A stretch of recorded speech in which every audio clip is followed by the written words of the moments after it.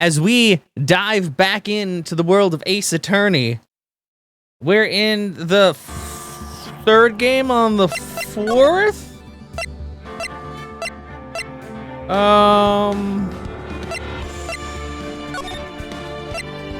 Yes. I think we're on the fourth try or the third try. Oh, hello, Gumshoe. How are you doing? Just a second. I need to turn the volume a little bit down. Okay, very good. Text skip. Screen shake. On. Vibration. On. Not that this thing vibrates. Text box. Off. Low. High. I guess high? I never thought of changing that.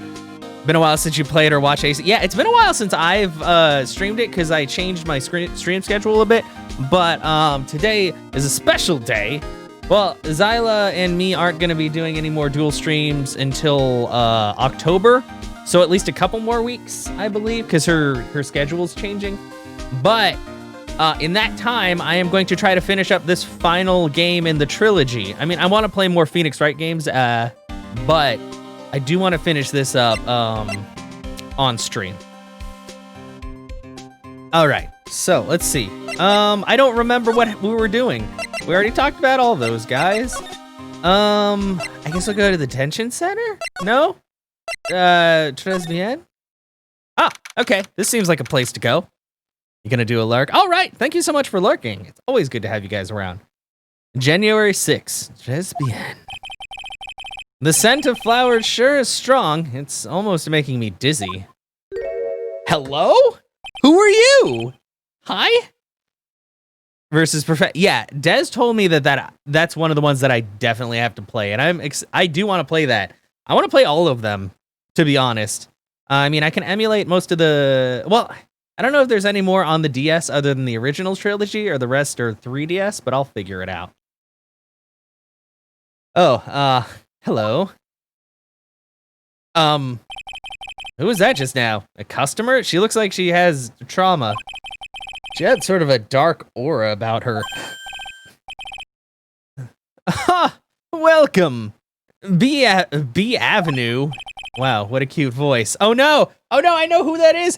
It's gonna be our girl! Fucking Maya! Why don't you ever say she has a cute voice when she's not wearing a uniform? Phoenix, why are you such a jerk? Oh, it's just you, Nick. Maya? Well, how do I look? Maybe you should quit being a spirit medium. Damn, we know what Phoenix's kink is. He's all about them waitresses. You think the full series is on Mo? Oh, really? Huh. Maybe, but it's kind of boring being a waitress. I mean, you're my first ever customer. Then who was that woman I just saw? Oh! Since you're here, you might as well have something to eat. I am kind of hungry, actually. Waitress. The lunch special is literally a talk option? Wow. So, how do you like your new job, Maya? I never knew there was so much for a waitress to do. Take people's orders, bring them their food, make coffee, work the cash register. Of course, we need a customer before we can do any of that. Yeah, it's a nice-looking restaurant. It's a shame people don't come. We've been here so many times, and you're just not saying that? Man. Don't forget about the ultra-cute waitress. Check out my gimme a tip smile. Well... Hey, Nick, why don't you order something? The chef's preparing a tasty lunch set at the moment, or so he says. How much is it? It's the twin tea set, so it's $20, of course. Cause twin tea is...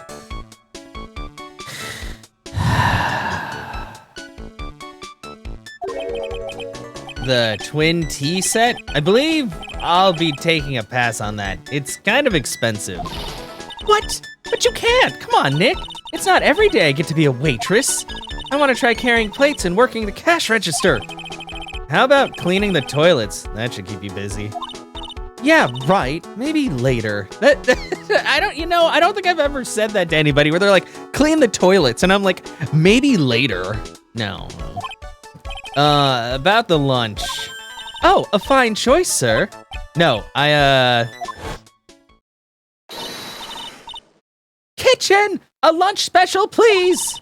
With all the extras, drink, side salad, dessert, and gift. And what is that? That's expensive. I don't need any of that. Just a moment, please, sir. No, that's terrible waitressing. You're supposed to listen. Maya's really getting into this. So how much is the set lunch then? $20, huh? Well, she said extras. I don't think it's just gonna be $20. But with the drinks, side salads, the dessert, it's $45. That's a lot of money. Hey, wait a second, Maya. Sorry to keep you waiting, sir. Here you are, our deluxe fortified lunch set. That's a lobster. That's a straight up lobster. And a flan and something. A potato? Bread? There's something in that side. Whoa! A dish inspired by lobster and abalone fricassee with a balsamic vinaigrette. Bon appetit. Thanks. Come on, Nick, hurry up and try it already. Lobster, huh? All right, down the hatch it goes. Ugh. Well, are you hungry, Maya? I'm starving. Here, it's yours. Really? I don't think that the waitresses are supposed to eat the food, Remember, Maya, my wallet doesn't print money, so you'd better polish off that plate. I just remembered. I've got to go clean the toilets. No, get back here. You can't be in that much of a hurry to clean the toilets. Chesbian lunch special costs $20 despite how unbelievably bad it tastes. Dang. Chesbian lunch special added to the court record. Très bien. How does that guy manage to make good food taste so bad? Hey, Nick, you want to take a peek at the kitchen? The kitchen, huh? Not a bad idea. To the kitchen! Oh no! Maggie's there! It's Maggie cooking shitty food! Oh, Maggie! Oh wait, no, Maggie can't be cooking the shitty food. She's in jail. Sorry, I forgot. You're so happy for me. Hi, Des! Don't worry, I forgive you for playing Fall Guys and not talking to me. It's okay. I'll get over it eventually. Maybe next year.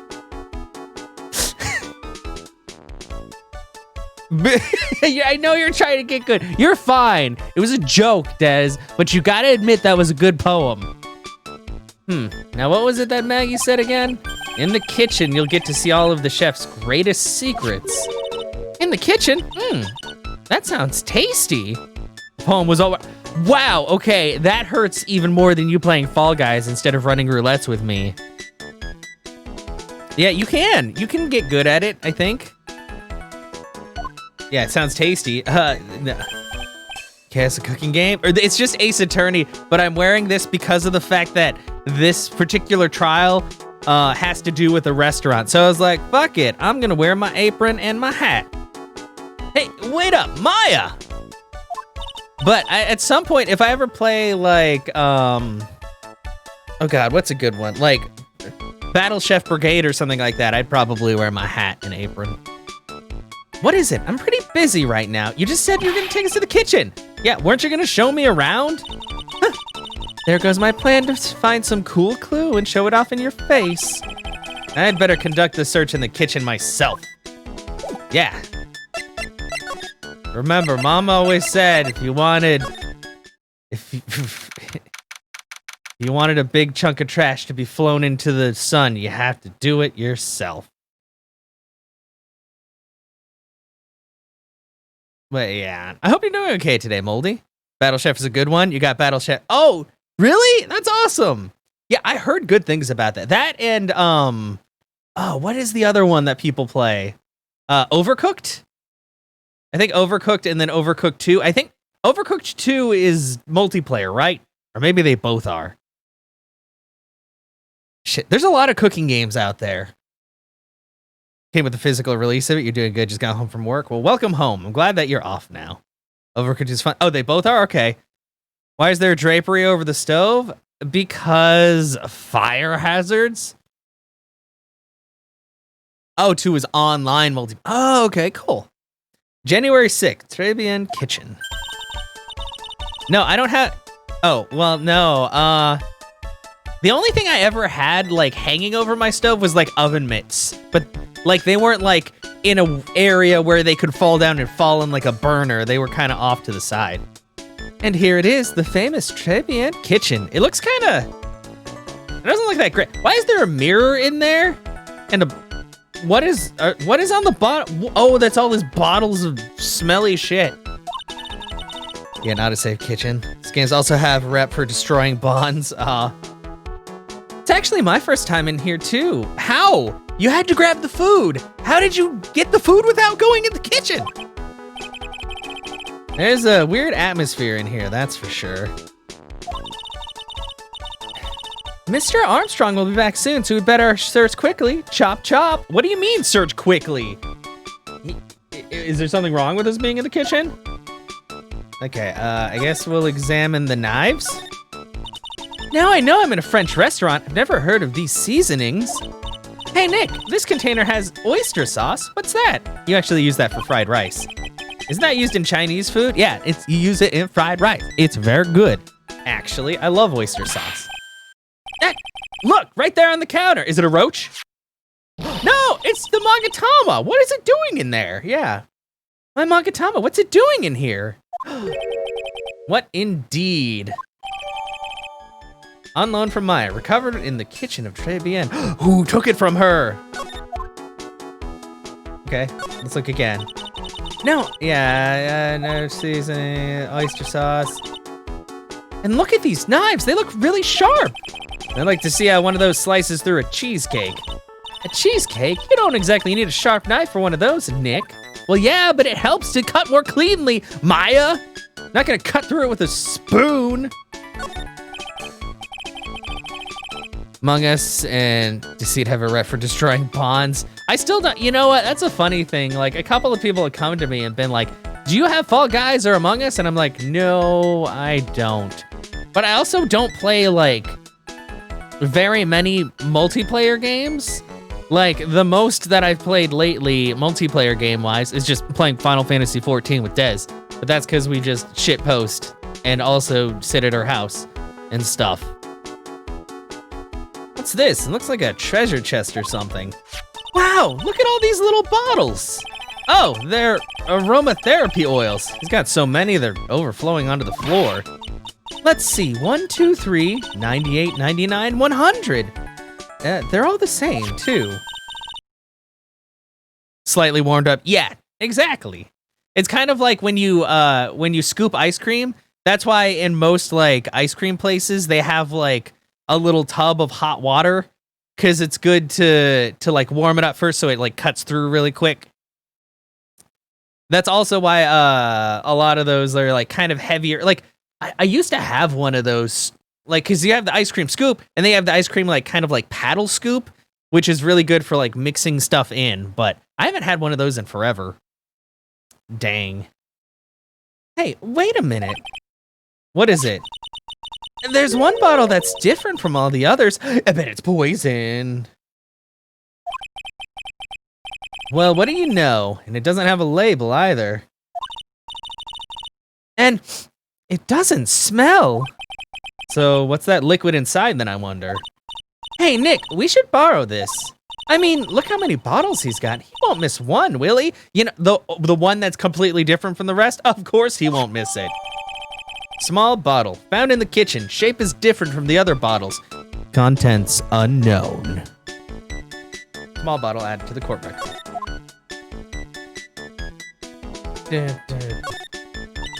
Now this is one large mirror. I bet this is where he makes himself look pretty. There's a book on the dresser. Clarice Armstrong's bedtime literature. Not exactly Pulitzer Prize material, is it? Looks like a collection of poems he's written. Poems? Cool, read one out. And say it in your best French accent, with intensity, okay? Okay, here's one. It's called Printemps.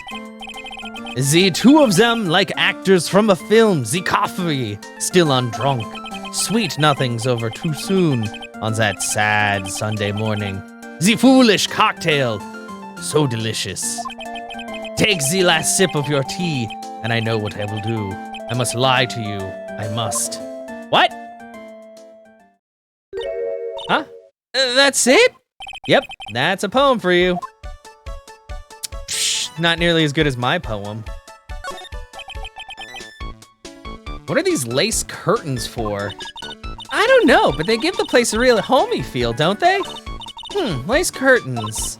You know, if I was a cooking pot, I'd be perfectly happy to sit on a shelf under those. How do you respond to something like that? You don't, Phoenix. You just nod and walk away. That smells good. Something's bubbling away nicely in that pot. It must be the lobster and abalone fricassee with a balsamic vinaigrette. Isn't that what I just ate for lunch? Maybe. What you ate is the only French dish I know the name of. Yeah, and it tasted like trash. Okay, well now that we have the Magatama, that means that we can get the Cyclops from the other guy, I guess. Well, back.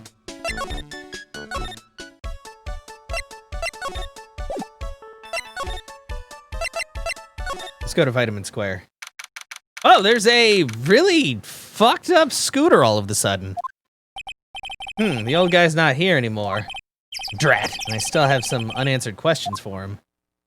Yeah, anybody know where this pink scooter came from? Scooter, huh? Who'd leave it right in the middle of the park like this? The wheel guard and the light are busted. Guess it must have been an accident. It's totally wrecked.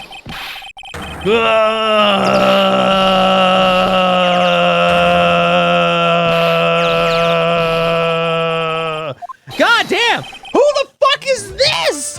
What is happening? What? Who?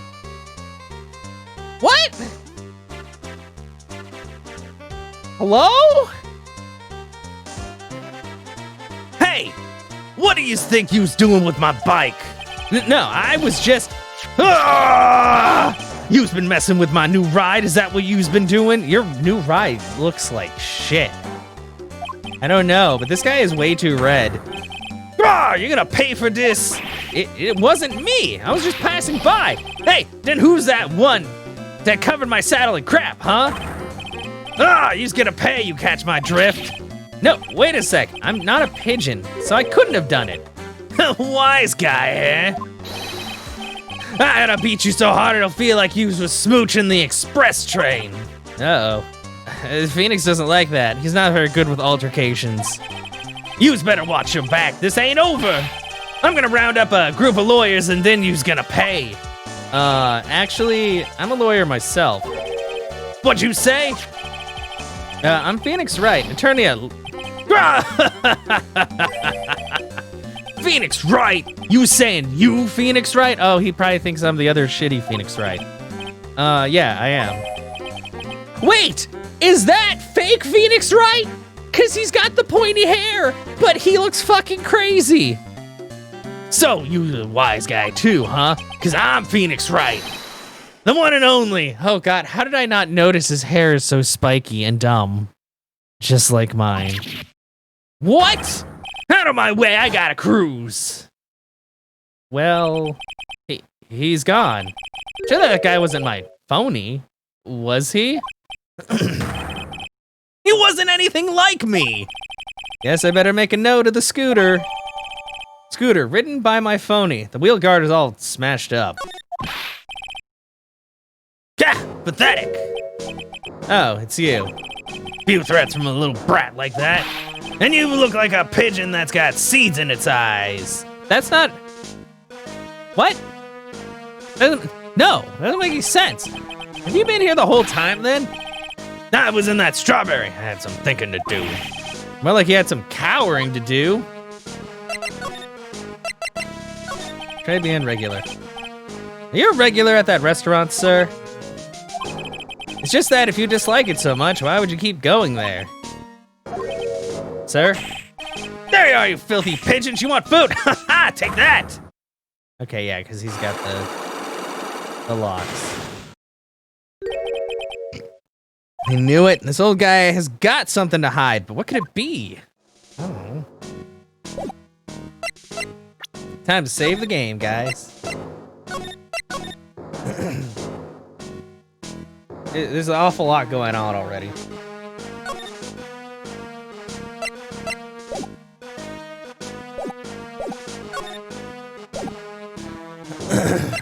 Present him with that.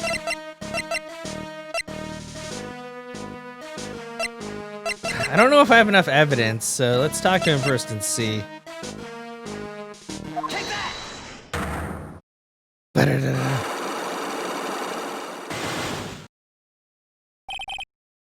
Très bien, regular. Time you told me the truth. Why are you a regular at a restaurant that you dislike so much? Isn't it obvious? People only have one reason to go to restaurants: to eat. To eat? Is that the whole truth? Well, what do you mean? I don't think you go to that restaurant for the food at all. You insolent brat, how dare you accuse me? What proof have you got? I can tell that not you nor anyone else in the world would go to that place for its food. Take that! The proof is in the pudding, or in this case, the lunch menu. That's a twin tea set. The food at Très Bien is terrible and expensive. You're wrong. It's cheap. Huh? I'm rich. I inherited money when I was a boy. Yep, I'm stinking rich. I haven't done a jot of work since I was born, other than feeding pigeons. What a load of crock. Tastes another story, but the price is nothing to me. So you're saying that you got here because you got money to burn? Exactly. I got so much cash. I go for a swim in my money vault every day. Unfortunately, that's a lie. What? You don't have money to burn. You're flat broke. Take that! This is yours, right? My magazine. Why would a rich retiree be looking for a job? I was, so what? So I was looking for a job. I'm buying a lot at the moment. I need spending money. Oh? I don't go to that restaurant for food. I just go for the cappuccino. Yeah, I think you mean a cappuccino. Anyway, how much does a cappuccino cost there? $8. Those had better be some golden beans. What's your problem? You think a poor man would be better off drinking dishwater, do you? Is that it? No, I wasn't thinking that. I was wondering if the coffee there is really that great. No, it's not, but anyway, yes, that place has free newspapers to read every day. Newspapers? Exactly, they don't want me hanging around at home, so I go there. I'm sorry, sir, but there are no free papers to read at Très Bien.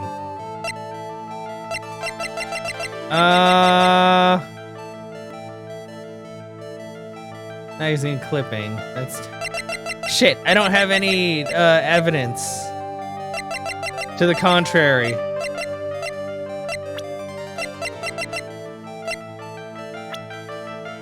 Fuck, I don't think I have evidence for that yet. I don't think I have evidence yet. I should gather more. Okay. Actually, let's present... Wait, I can't present other guy because I didn't actually... Let me show him that. Excuse me, sir. Can I ask you about this? He doesn't give a shit about it. Okay. Back we go.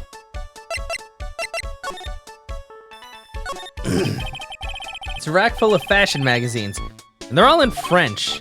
Ugh, all the clothes in these are absolutely atrocious. Some that have been circled in red. I really hope Mr. Armstrong is not thinking of buying those. Okay, how do I know if the magazines are not free, though? Bunch of little trinkets on a shelf by the door. Bet Mr. Armstrong collected all these personally.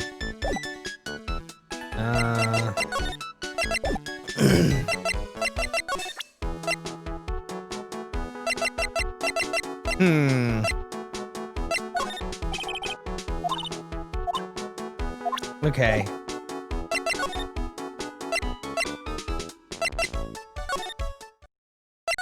Try going back to Criminal Affairs Department. January 6th, Police Station, Criminal Affairs Department. Hey, you're just in time. What is it, Detective Gumshoe?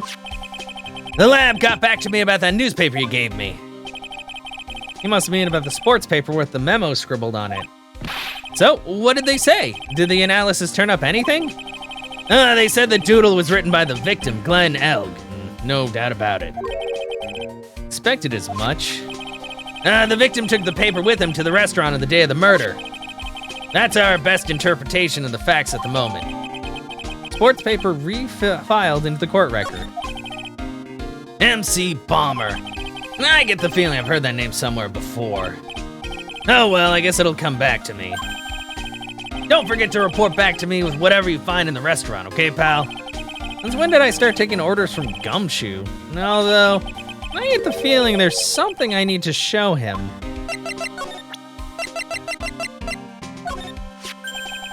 You got one of those aroma bottles too, huh? Only this one doesn't smell. Huh? I don't get you. This was mixed in with all the other aromatherapy bottles, but it's not the same. Doesn't even look the same, wouldn't you agree? A cologne bottle that doesn't smell, huh? Smells like a skunk to me, pal. Mind letting me borrow that for a while? I want to send it to the lab for analysis. The victim was poisoned, so the contents of this bottle are pretty important. Small bottle given to Detective Gumshoe. I had a hunch there was something funny about that chef. You suspect Jean Armstrong? I've got that guy's number, and I know what his secret is. That must be the same secret Gumshoe was talking about before. Guess I better fill you in on the details. About this Armstrong guy's secret, I mean.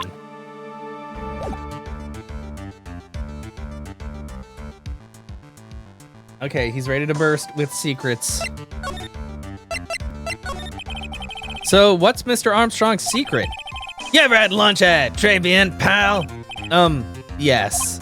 So, how was it? To put it nicely, it was inedible.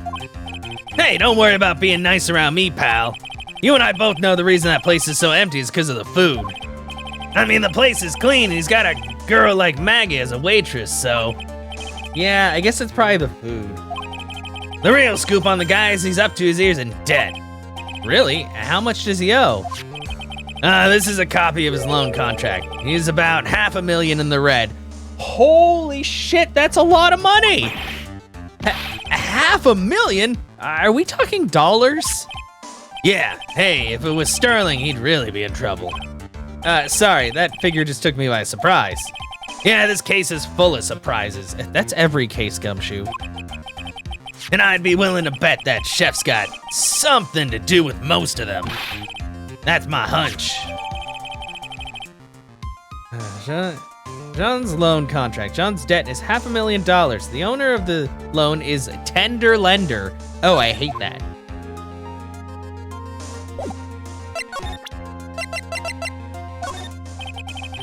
What do you make of this? Sorry, pal. All I can think about is Maggie at the moment. No. I didn't mean it like that. I meant... You don't have to explain, really. Okay, well...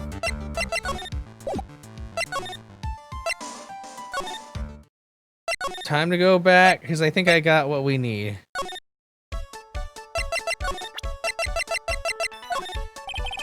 About this. Okay, about this.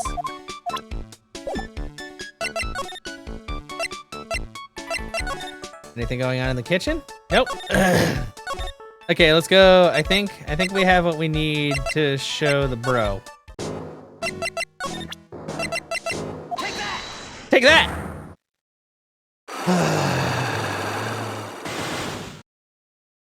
Show him the shitty food. Blah, blah, blah, blah, blah, blah, blah, blah, blah. Shitty food. Blah, blah, blah, blah, blah, blah, blah, blah. Job listings. Blah, blah, blah, blah, blah. There's no free newspapers. Yeah. Take a look at this. What is it? It's a newspaper I found behind the magazine rack at Trebian. So, what of it? This was the only paper there, and it's dated more than 1 month ago. What? Do you see what I'm getting at here? That restaurant doesn't get newspapers. This is just one that a customer happened to leave behind.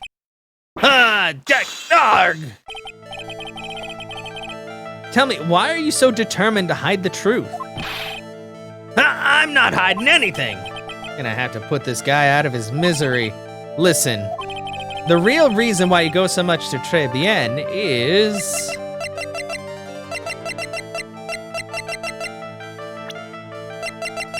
It's gotta be because of Maggie. What are you asking me about that girl for? She was the waitress at Très Bien. Ah! Therefore, the answer to the mystery of why an old man would drink expensive coffee at a terrible restaurant is the waitress. Darg! But I don't recognize that face. And you're probably telling the truth here, because you weren't looking at the girl's face, but at her outfit. Oh no. That's the truth, isn't it? You became a regular at the restaurant because of the waitress's uniform. That uniform is all you can think about, isn't it? Damn, Phoenix is kink shaming hardcore right now. I can't take it. To you, that waitress was your... Enough! Please, no more! Stop saying that word. Stop saying waitress. Stop it, stop it, stop it. Hell yeah.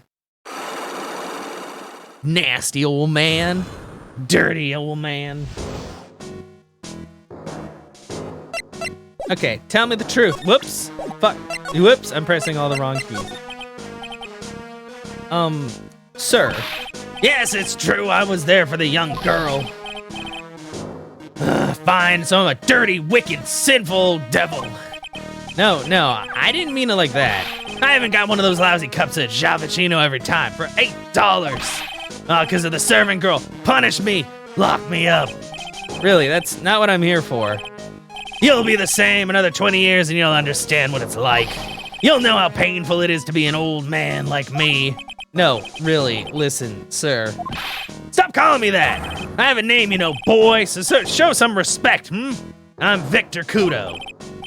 Sorry, Mr. Kudo. You young ones think you know it all, don't you? Well, I'm not saying another word. I won't tell you anything more. This guy was in the restaurant at the time of the incident, which means I have to hear his testimony, one way or another. Huh. I don't believe this. I even broke his cyclox and everything. Guess I'll have to try to get him when he's in a better mood.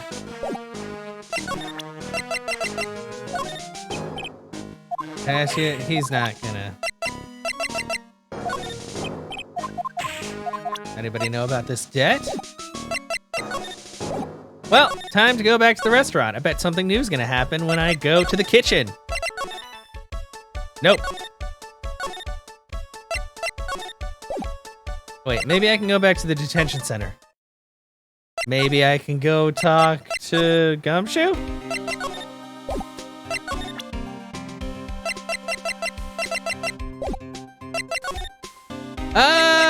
We go to Wright & Co. Oh, okay. January 6th, Wright & Co. Law Offices. Poor Maya. Looks like Mr. Armstrong's really taken a shine to her. And I suppose I'll just have to let her work at the restaurant for a while. I'll go pick her up from Très Bien once things have cooled off. Okay, that's it? Old movie poster. Check it. I gotta check it out one of these days. Giant building just outside the window. It's the Gatewater Hotel, a high-class luxury hotel. Chain is getting so rich that they bought a whole chunk in the next town over. Started building a huge theme park. It's gonna be called Gatewater Land. Wonder if that bellboy is gonna send me a greeting card this year, too. Yeah, that bellboy likes me an awful lot. Well, that was pointless.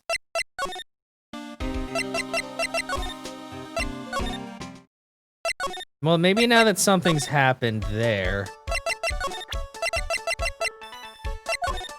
You gonna listen to me? No, you're not.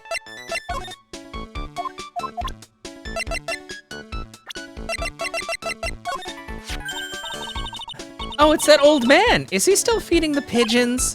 Yeah, he fed me as well. I got a bunch of those seeds in my eyes. Oh, ouch. Hey, Maya, would you mind coming with me for a while? Me? Why? There's something I really want to ask that old man. Sure, okay, I'll just get changed. No, hang on. I knew it! We gotta ply him with maid outfits. Or waitress outfits. No, hang on. Can you go like that?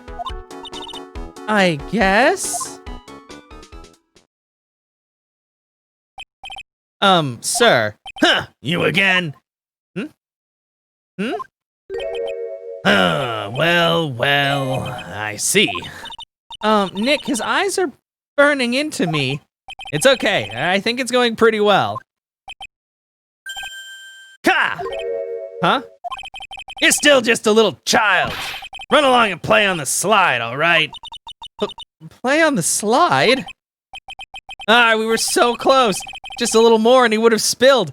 Oh my God, please, for the love of God, call Mia into there so we get curvaceous waitress lady and we make this old man, like, spill the beans. Mia, now is your time to shine.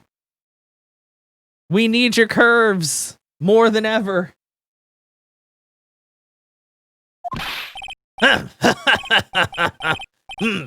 Pigeon. How can we crack this guy?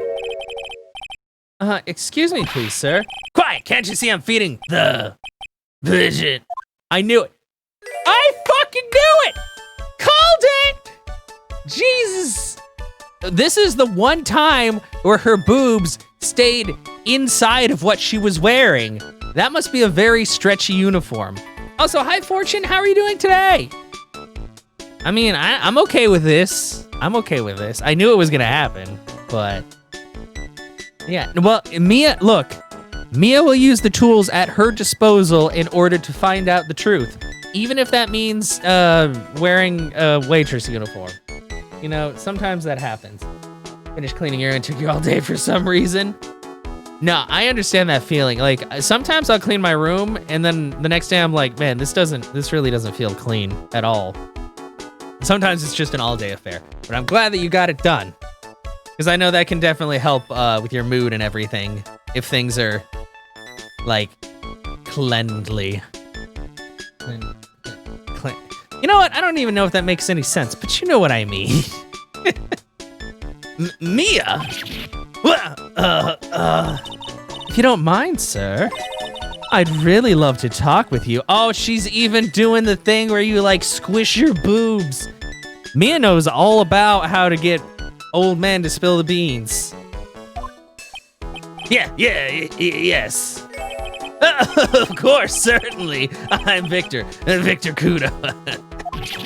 So I was gonna call from a nannying job today, so you won't be. Oh no, that's awesome. Yeah, like having something different, especially something where you're not dealing with a bunch of dumb people, is super good. So that's awesome. I really hope that that works out well for you.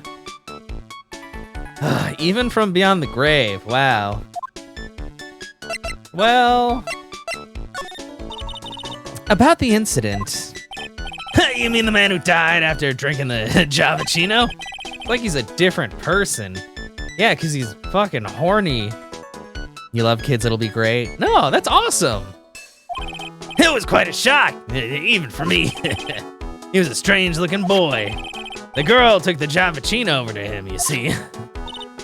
And was the customer alone? Definitely. He was the only person at the table. Then he took one sip of his Javachino and he said something like "Blarg" and then collapsed, dead. Oh, how terrifying. Oh, you're so good at listening, aren't you? Oh, I don't like this man at all. I'll tell you anything, whatever you want to know. Certainly seems to be telling the truth now. But it looks like Mr. Kudo didn't see this other man either. Do you like the food at Trebian? Well, of course, I'm really quite the sophisticated man. I was a young businessman, you know. I set up a casino in London. Really? How interesting. Eating the food at that restaurant really takes me back to my days in France. What a lovely story. London's in England, not France. Oh, yes, France is wonderful. I'd love to show you around the city sometime. It's too much. I can't take it. I want France. Mia, how? I can't believe Mia's laughing at the guy. Ugh. Well, she's getting exactly what she wants, so, you know. You visit Trebian a lot, don't you? Of course. I mean, yes. I'd like to come and see you there. Really? Oh, you flatter me so. The owner would be delighted to welcome you, I'm sure. Careful of that chef, my dear. The chef? You mean Mr. Armstrong? That's right. The man's an ex-con. He's an ex-con? Whatever did Mr. Armstrong do? Oh no, those eyes. I can't take this. He has really got this guy eating out of her hand. Well, I mean, at least this guy's only super creepy when, like, a lady's involved. Like, the other guy's just super creepy all the time, and I do not like him. He makes me very uncomfortable. He steals things from his customers. From his customers? Like the Magatama! Gloves, handkerchiefs, little things mainly. He's a pilferer, so you be careful around him, my dear. Oh, I bet that bottle that he stole is a bottle of poison! Are you sure about this? Of course, he was arrested for it once. I was there when it happened, having my Javachino. He really is a regular. Let me write you a little haiku about it. A haiku? A Japanese poem. I'll explain all you need to know about that chef. Victor's note. Convicted before, a wicked man or woman. Repeat offender. What? Victor, okay. If he takes anything again, you let me know. If it's not too expensive, I'll buy you a replacement. Poor guy, he couldn't do enough for Mia. Okay, Phoenix. That's about as much as I can do to help. Thanks, Mia. You got some really important information thanks to you. Honestly, I can't believe Maya called me for something like this. Well, I'm sorry that Maya doesn't have... She doesn't have your curvaceous body, okay? Apparently, you've got to be, like, in your 20s to get to that point. As a member of the family. Okay, so now, probably back to the restaurant? Oh! January 6th, très bien. You took off the uniform. When did you get back? What? I guess it's about time to wrap up today's investigation. Had enough of being a waitress? Yeah, plus, no one came to the restaurant. Ooh la la, Mademoiselle Maya, non! How can you leave me like this? I'm sorry. That reminds me. Did you even pay for the food? Where was he when you ate? Mr. Armstrong had a psych lock or 3, didn't he? Gonna have to break those. Mr. Armstrong, I hope you won't mind, but I'd like to have another word with you.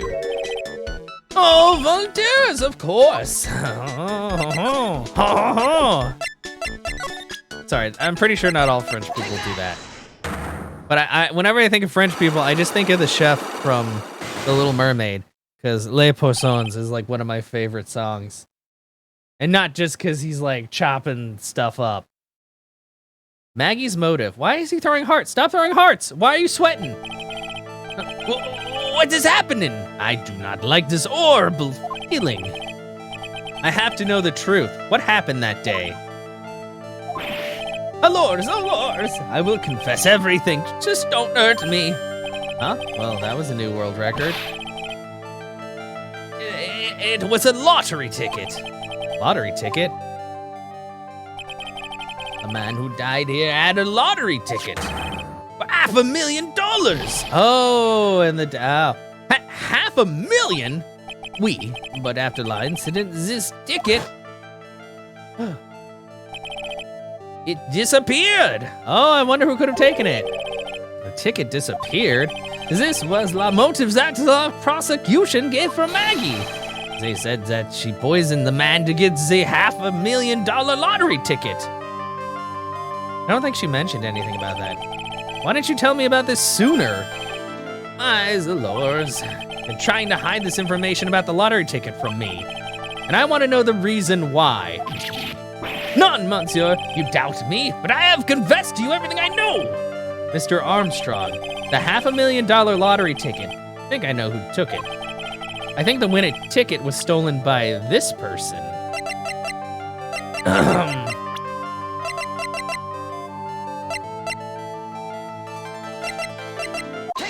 Oh, him, yeah. Mr. Armstrong, I believe there's a very high probability that it was you. Ah! Wow, that is one piercing scream, even for a man like him. Shit, I'm sorry, I'm not very good with French. Why, you have no evidence. I am not mask to mask. I'm not the kind of person who steals the property of others. Sorry to disappoint you, Mr. Armstrong, but I have evidence to the contrary. I present to you proof that you have stolen from others in the past. Take that! What is this, a poem? Oh, monsieur, you know me so well, I adore poems. Please, read it and put some feeling into it. Convicted before a wicked man or woman, repeat offender. Sorry to have to bring it up, Mr. Armstrong, but you have been arrested for stealing from your customers before, haven't you? Mon Dieu! Le mensonge! You're the liar! You deny it? Do not make la false accusations, s'il vous plaît. So, do you have any proof? I want to see, like, incontestable proof that I have ever stolen from one of my customers. Take that! Like this? It seems old habits die hard, Mr. Armstrong. What is that? This is my Magatama, and I found it in your kitchen. None! Wow, that scream just about broke some windows. I have a weakness for la little trinkets and la figurines. My hand just slips out. I cannot stop it. This is a very large person to just be randomly swiping things and nobody noticing. You've stolen handkerchiefs, gloves, and other things from your customers, right? It is la truth. I am just a timid little girl inside, monsieur. A timid little girl. Besides, this time, it was not a small trinket, It was $500,000. None, why would I steal it? I have no need for such money. Really now?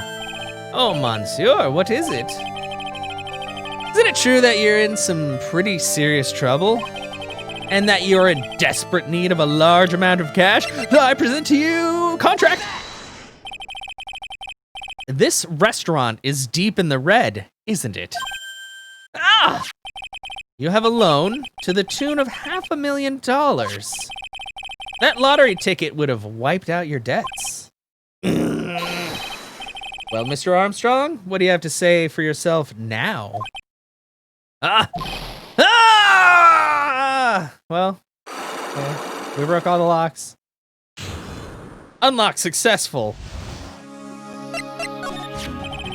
Mr. Armstrong, you said that the victim had a winning lottery ticket for $500,000. How did you know he had something like that in the first place?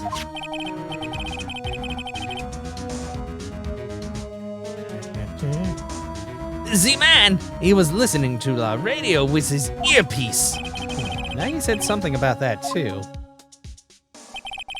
The winning number was announced on the news, I think. All of a sudden, He exploded! Yes! $500,000, he shouted.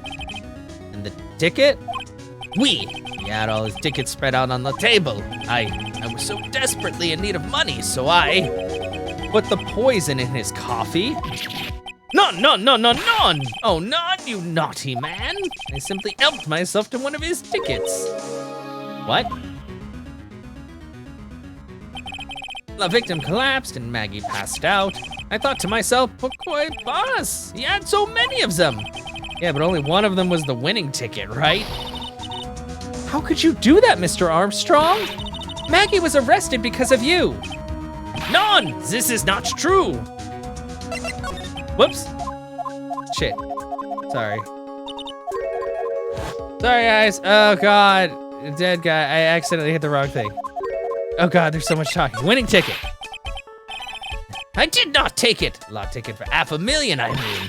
But you just told us you did. You said you took a ticket. My son, It was not. That's enough. Huh? Ah! Ah! Mr. Godot! What the heck are you doing here? Ugh. This is without a doubt the worst coffee I've ever tasted, Mr. Armstrong. Came in here for coffee. Does his craving for coffee know no bounds?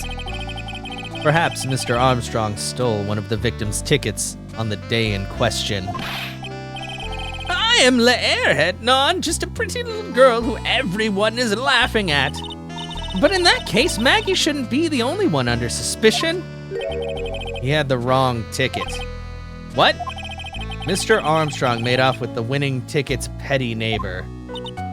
So the ticket he took was worthless? Not quite. He did win something. $1. You see, I am just a pretty face. Without my looks, I have nothing. So, what happened to the winning ticket then? The one he meant to steal? Indeed, what did happen to it? I don't like spoiling myself by watching trailers, so we'll just wait and see how the movie turns out tomorrow, won't we? Not a movie, it's a trial. Voila, you two, time to laugh at la pretty little airhead. Looks like I won't be needing this note anymore. Victor's note thrown into the trash. Thanks, Victor. Looks like we got a new mystery now, namely, where did the winning ticket go? I've got a bad feeling about this. Well, anyway, we can't let Maggie suffer any longer for this. Certainly not again. To be continued.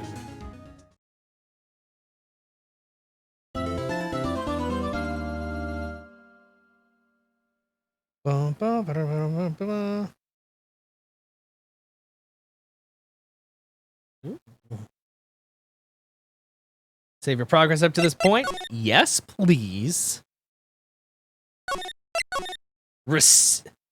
Recipe for turnabout. January 7th, 9:48 a.m. District Court. Defendant Lobby, number 1. Oh, see, I guess I should have expected this.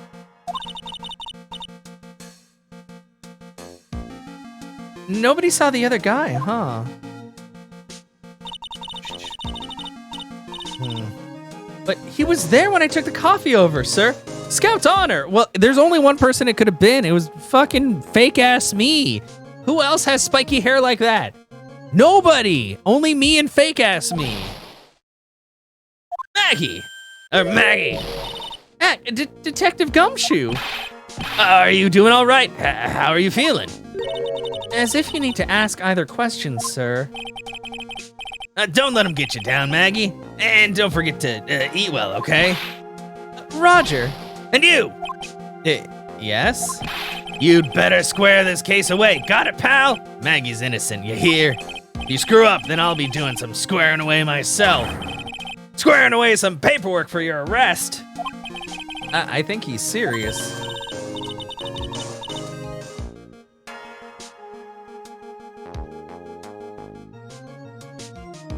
Sorry.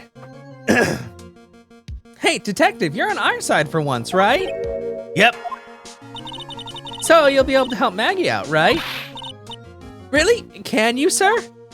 Of course. I got the situation under control. I'm gonna be the first witness on the stand today. If something I say doesn't mesh with the facts, make sure you point it out, all right? Sure. Okay, we're forming a united front today, pal. You get me?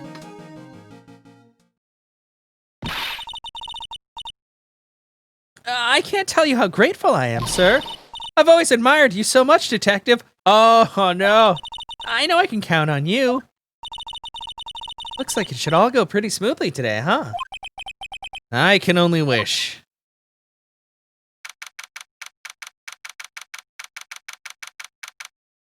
January 7th, 10 a.m., District Court, courtroom number 4.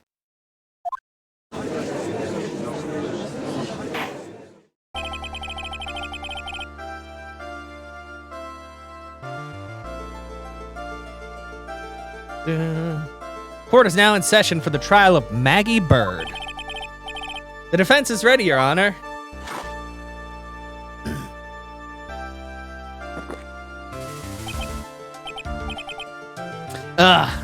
Bitter. Mr. Wright. Yes, Your Honor? What's wrong? Nothing. It's just whenever I addressed you in the previous trial, your response was, "You was talking to me?" It was a little, intimidating. No, that wasn't me. That was the phony Phoenix. I see. So our trusty Phoenix Wright is back with us now, is he? Our trusty... So, Mr. Godot, your opening statement, please. Mr. Trite, whether you're a fake or the real deal, we will find out soon enough through this trial today. I'm not some red, angry dickbag. Come on, why is everybody so dumb? But I can already tell you, I'm the real Phoenix Wright. I wasn't questioning whether you are Phoenix Wright or not. I was questioning whether you had studied law or not. That's what I intend to find out. There's no denying it. Behind that mask is a man who really hates me for some reason or another. As everyone is aware, the court has already given its verdict on this case once. Therefore, I won't stand for irrelevant testimony during this retrial. Nor will I stand for a simple repetition of the evidence presented in the last trial. I'm not planning on repeating anything that phony me said. Trust me. Now then, Mr. Godot, please summon your first witness.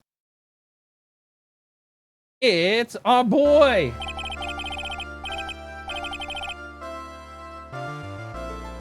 Let's start with the formalities, shall we? Name and occupation. Witness, state your name for the court. Huh? Oh, sorry, sir. The name's Police Department Detective. Occupation, Dick Gumshoe. That's not. Other way around, Detective. Huh? Oh, sorry. Anyway, I'm the officer in charge of this case since yesterday, sir. Since yesterday? Yeah, the guy who was on the initial investigation's tied up with another case now. I hope Gumshoe's really got everything under control for everyone's sake. I see. So, Detective Gumshoe, would you outline for the court the basic facts of the case? Yes, sir. The victim's name was Glenn Elg. He was a professional programmer. He was on the payroll of Blue Screens Incorporated, a local company. This is the victim's autopsy report. The court accepts this into evidence. Glenn's autopsy report added to the court record. And here are the floor plans of the restaurant. When the incident took place, the victim was sitting right here. The poisoned coffee was brought over to him by the waitress. The waitress being the accused? Yeah. The victim died from poisoning almost immediately after he took a sip of the coffee. At the time of the incident, there were 2 other people in the restaurant. Mr. John Armstrong, the owner and chef, and a regular by the name of Mr. Victor Kudo.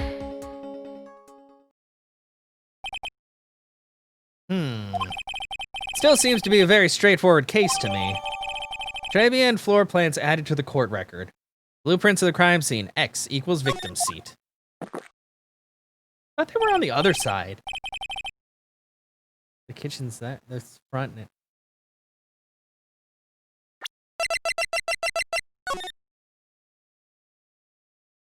That's the front. Yeah, I thought it was on the left side. I didn't think it was that one. Was it that one? Crap, I already forgot how this is set up. Well, let's not worry about it. I'm sure it'll be relevant later. Come, detective, take up this hammer and nail the defendant's coffin shut with your own 2 hands. Now then, Detective Gumshoe, let's have your testimony. Yes, sir.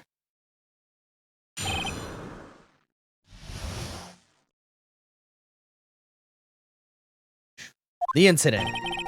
When the incident took place, the victim was alone at his table, sir. We understand that the guy, Glenn Elg, was listening to the radio at the time.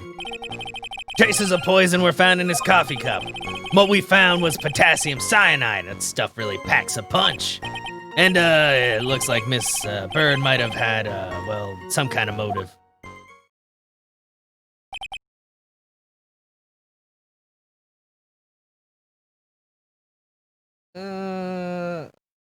Sorry guys. Using the dark, aromatic depths of coffee to conceal the poison. Classy lady.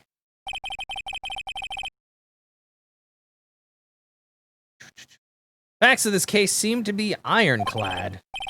Mr. Wright, I would ask you to begin your cross-examination, but, yes? Please, no intimidation tricks this time around. Is that understood? I already told you, that wasn't me!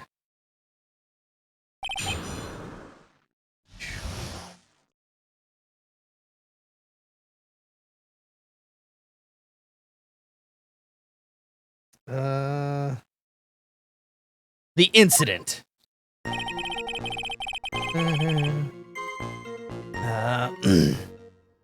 When the incident took place, the victim was alone at his table. Press! Hold it! Can I stop you for just a minute? Huh, what is it? Did I say something that contradicts the evidence? He's so desperate for that to be true, he's practically crying. Your testimony just now doesn't match the testimony given by Miss Bird. She claims that there was another man at the victim's table. Yeah, that's what she said, and What killer wouldn't say that when faced with a homicide conviction? Hey! Sadly, her testimony isn't supported by the owner or the other customer. Isn't that right, Detective Gumshoe? Yeah, it's true. Their two testimonies tie up on that. They both said there was no other guy at the table.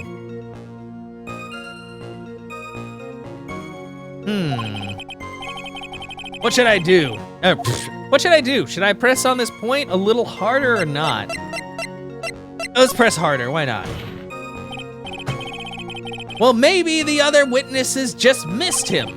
Perhaps their view of the victim's table was obscured in some way. That argument is as weak as the coffee at Très Bien trite. What? I have here in my possession a ticket. A ticket? Looks like, more like a photo to me. Yes, a one-way ticket to Guiltyville.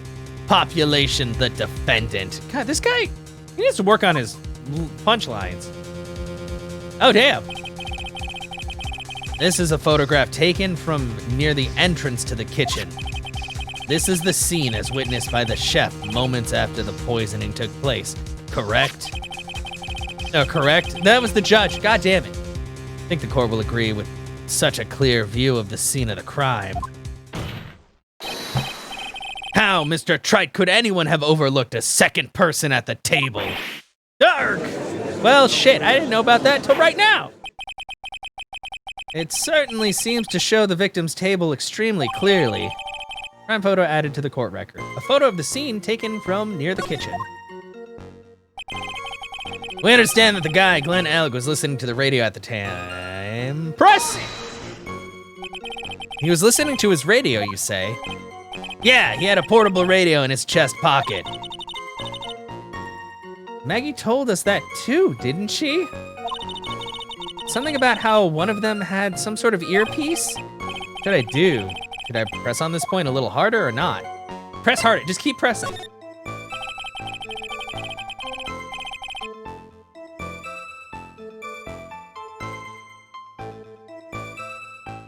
Well, and what was it that the victim was listening to on the radio, Detective Gumshoe? Huh? How should I know? Thanks a lot. We're now one step closer to the middle of nowhere. This isn't going very well, is it? Detective, could you perhaps tell us about the poison and how it was used? Traces of poison were found in his coffee cup. Hold it! So traces of the poison were found in the coffee cup and nowhere else? Not sure I get you, pal. Was the poison a liquid or was it a powder? If I had to put it in layman's terms, I'd say it was a powdery substance. So the poison could have been in anything that was on the table. Sugar, salt, pepper. Ha! You put salt and pepper in your coffee, trite. The victim took his coffee black with no sugar. Ugh! Seems that the poison could have only been put in the coffee. What should I do? Should I press on this point a little harder or not? I mean, I guess every last one of these is doing this to me. We're just gonna press. Are you absolutely certain that the victim even drank any of his coffee? Huh? What do you mean? According to this file, the poison was found in the victim's coffee cup. But what proof is there that the victim ever drank any of it? Oh, hey, you're right. That's what I was thinking. What's going on, Eric? Fucking, you got more evidence, don't you? In case you were wondering, that last objection was for the detective there. Huh? For me? Oh, hey, you're right. You may be fooling the court, but I'm not falling for it. If you have the time to waste, you have the time to present that piece of evidence. That piece, sir? Yes, that piece. What piece was it again?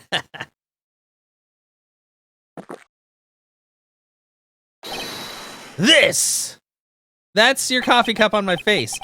Should I be grateful this coffee's only hot enough to give me first-degree burns? Oh, now I remember. This is the, victim's coffee cup. It's got lip on it. Yes, the victim's cup. Take a good look at the rim. Oh yes, it's unmistakable. There's clearly a coffee stain on it. Conclusive proof that the victim did drink the poisoned coffee that was in this cup. The victim gulped down the bitter death that the waitress brought to him. Like this! Ah! Calm down, Godot.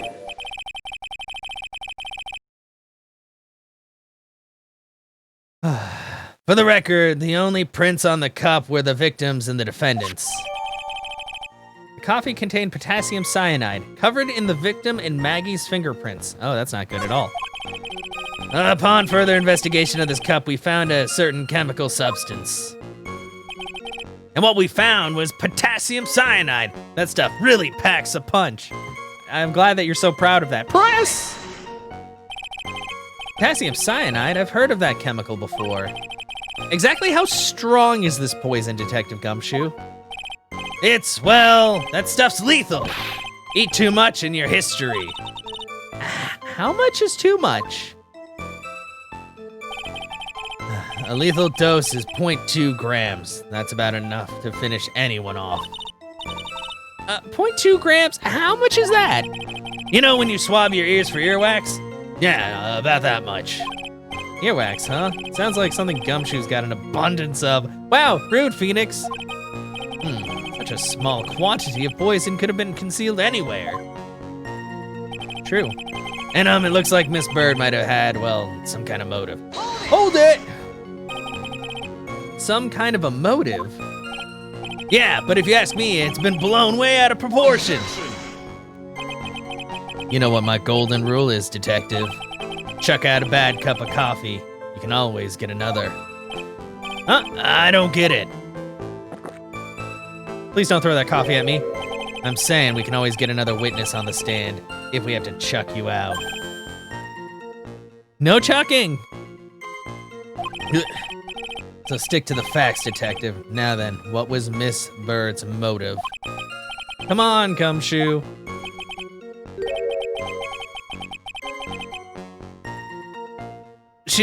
They say she wanted to steal a lottery ticket. I knew it. That's what we heard yesterday, too. It disappeared from the scene of the crime.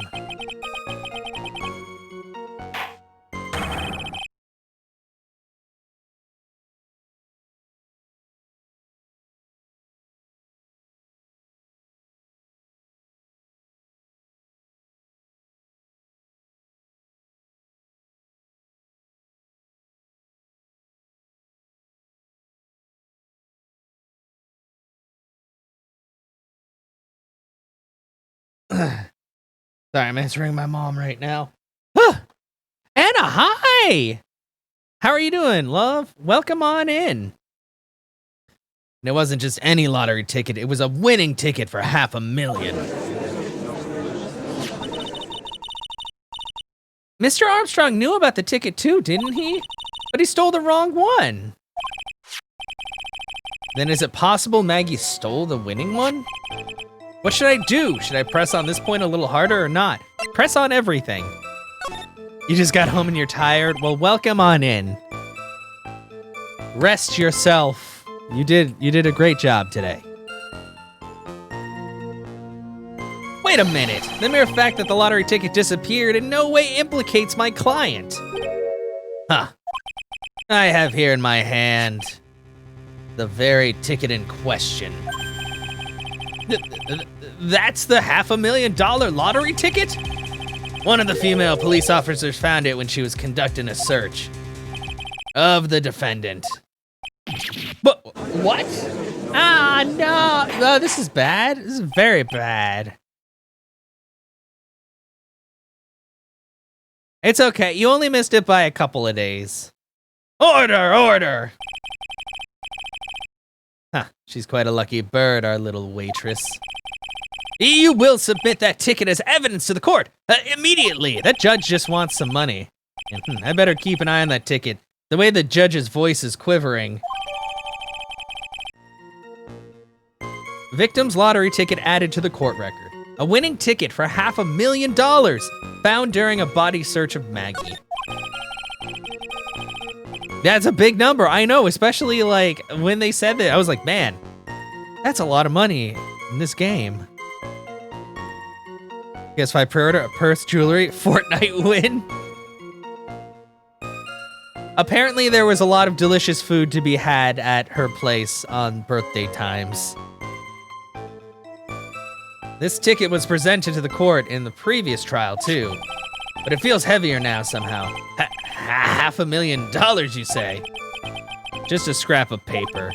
What matters is where it was found, Your Honor. And that's on Maggie's person, unfortunately. That's not good at all. That's enough! The facts of this case seem overwhelmingly clear to me. The defendant had ample opportunity to commit the crime which she is charged. Furthermore, it seems beyond reasonable doubt that she did indeed commit this crime.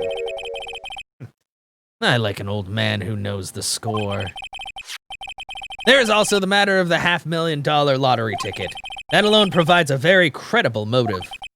I mean, for that sum of money, even I might be tempted to bend the rules. I don't mind an old man who is weak to the siren call of money. Not good, Nick. The evidence against Maggie is starting to pile up fast. Yeah, it's because the court has ruled guilty once already.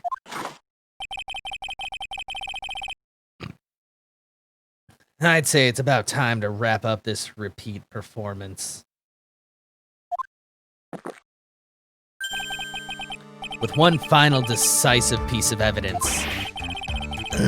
So, you know, I actually haven't watched that. I know it's by that really famous producer, though. Like, wait, is Cyborg 9 made by the same people who made, like, Captain Harlock and all those other, and, like, fuck, there's a bunch of them, but I don't remember them off the top of my head. When you like something or someone a lot to the level that it's bad? Like obsession? Is that what you're looking for, Anna?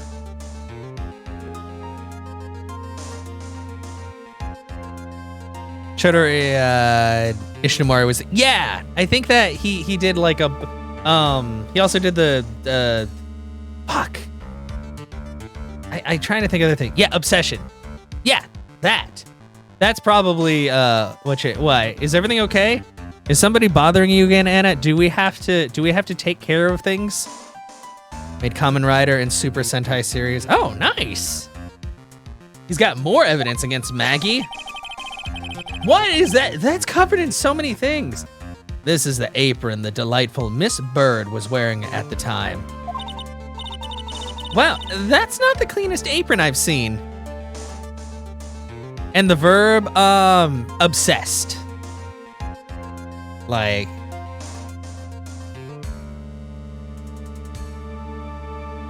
Like that. That would be the word to say that you're obsessed with something. And I mean, that can be both good and bad. Like if you're talking about like games or anime, then it's like, I mean, like there's really varying degrees, but obsession is like a very strong word for desiring something or following something. Yeah. Yeah, no problem.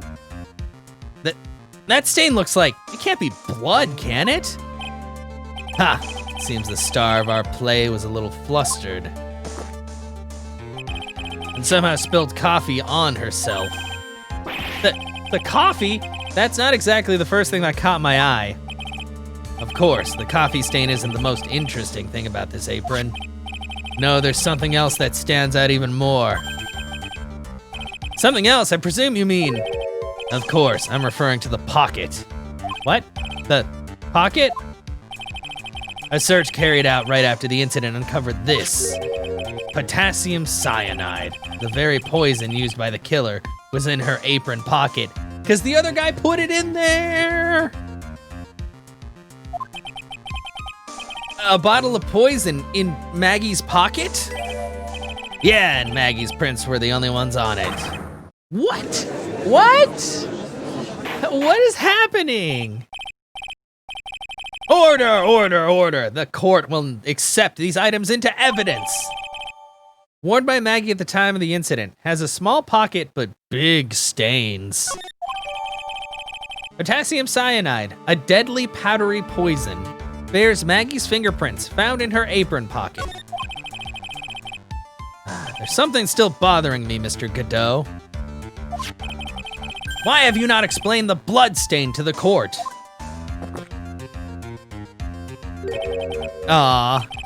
Wait, it was on Toonami? Dang, I didn't know that. I know they had like Sailor Moon and Dragon Ball Z and a few others, but... Bloodstain, what bloodstain would that be? Don't play games, prosecutor. The blood-colored stain that's smeared all over the apron. I bet that's ketchup. That's ridiculous. No one told me anything about a blood stain. You don't need to be told, just look at it. Well, detective, could this stain really be blood? No way, sir. That's, it's just ketchup. I knew it was ketchup, sir. Ketchup? She must have gotten some on her apron while taking someone their breakfast that day. You could have spoken up a little sooner, Detective Gumshoe. Pull a stunt like that again and I'll have you drink 17 cups of ketchup, witness. That's too much ketchup. Oh, I gotcha. And I guess shorter as well. Ugh, I thought everyone who knew what that was already. I haven't seen anything yet to make me doubt the last ruling I made on this case. Oh! The motive, the opportunity, and the supporting evidence. They have all been clearly established.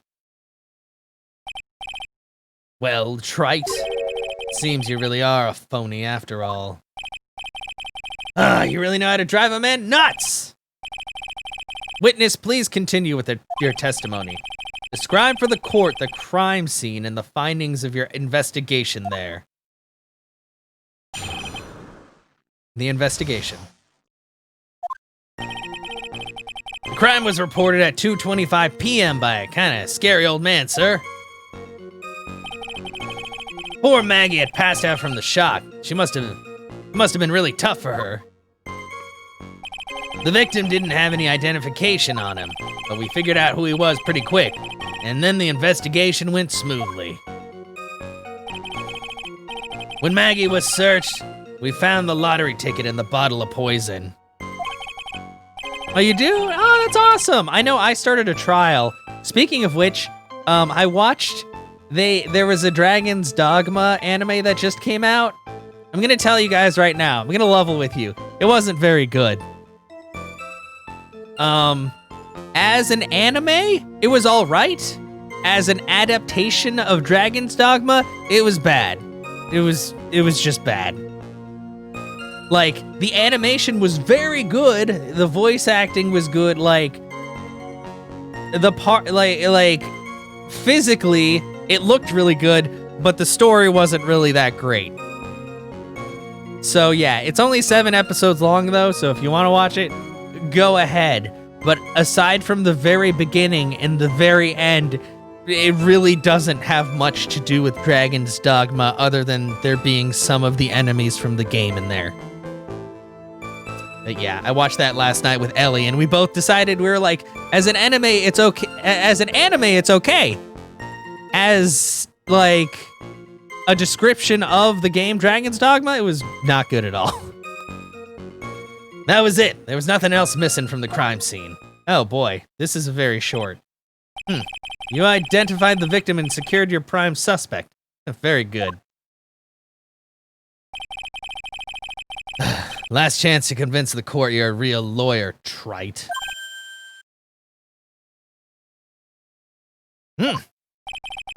Don't count on any more cross-examinations after this one, so let the fun begin.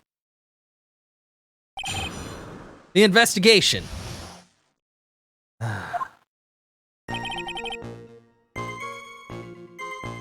Hold it! Scary old man, Detective Gumshoe. There's an old man who's a regular at the restaurant where the incident happened. We're obviously talking about the same old man. Officers were dispatched right after the report came in, but the old guy still made a fuss. What took you so long? Then he hurled abuse at them, and seeds. Seeds. Ha, it was nothing. I caught each one with my teeth. I guess not even the mighty Godot can avoid being attacked by that guy. The old man was the only other customer in the place at the time. He took his time finding a payphone, apparently, so he was late reporting the crime.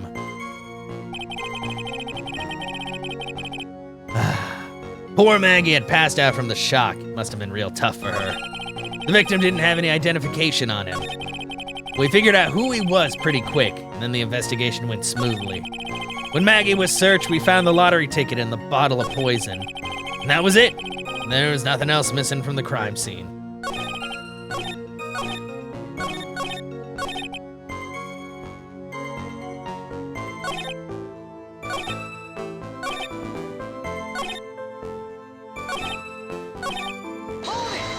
I don't know why I read that again. I just I need to question him.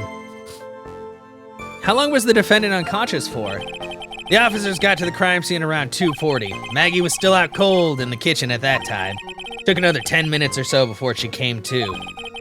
I would have liked to have been on the scene myself. Bet you would have liked to have carried out the search, too. Wow, Phoenix. Gross.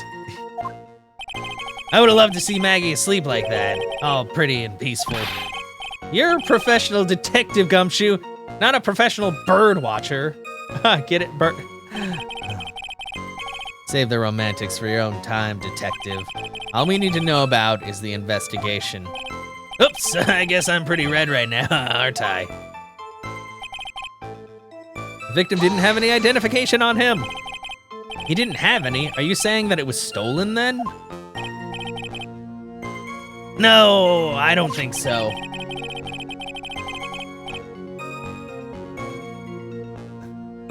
The victim didn't have a driver's license or even a credit card on him, pal. All he had was 58 cents in his wallet. 58 cents? Yeah, I can't believe I found someone with less in their wallet than me, pal. That's sad. Victim sounds like he was a thoroughly miserable young man. Or some kind of outlaw.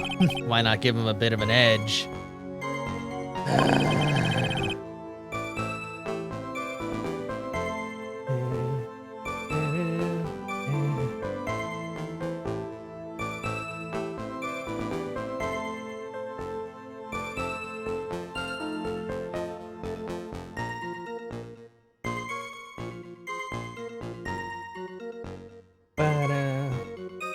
The dude has the device or the little scouter. I keep wondering. They're saying that that's like his little radio, but yeah, I don't know. He's probably checking everybody's power levels. I think I'm onto something here.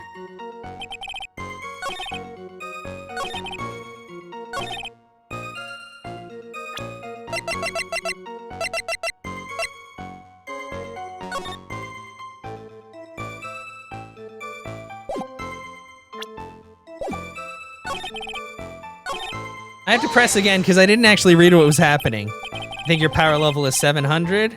I mean, that's pretty good. It might even be higher than that, Anna. You never know. Your potential is limitless.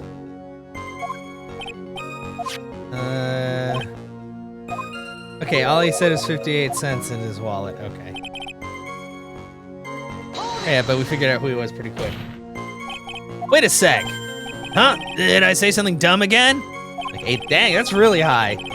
Let me paraphrase what you just testified to this court. The victim didn't have any form of ID on him. That's basically what you said, yes? Yeah, basically. In that case, how were you able to identify the victim so quickly? Oh, that, he's so let down. He's got the whole sagging shoulders and puppy eyes thing going. There was a prescription bag on the victim's table along with a lottery ticket. It seems Mr. Glenn Elk visited his doctor before he went to Trebienne. We got the victim's name from the medical records of the doc who prescribed the meds. That's a reliable enough source for the court. Is it? What should I do? Should I leave this alone or ask to hear more?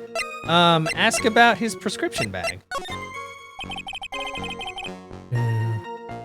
So what sort of medicine was in the bag? Well, actually, the bag we found was empty. What? Huh? Yeah, completely empty. It was completely empty. Victim's prescription bag added to the court. Victim got this from the doctor before going to Trebienne. The bag is empty. That's weird. Why does he have an empty bag? Ha.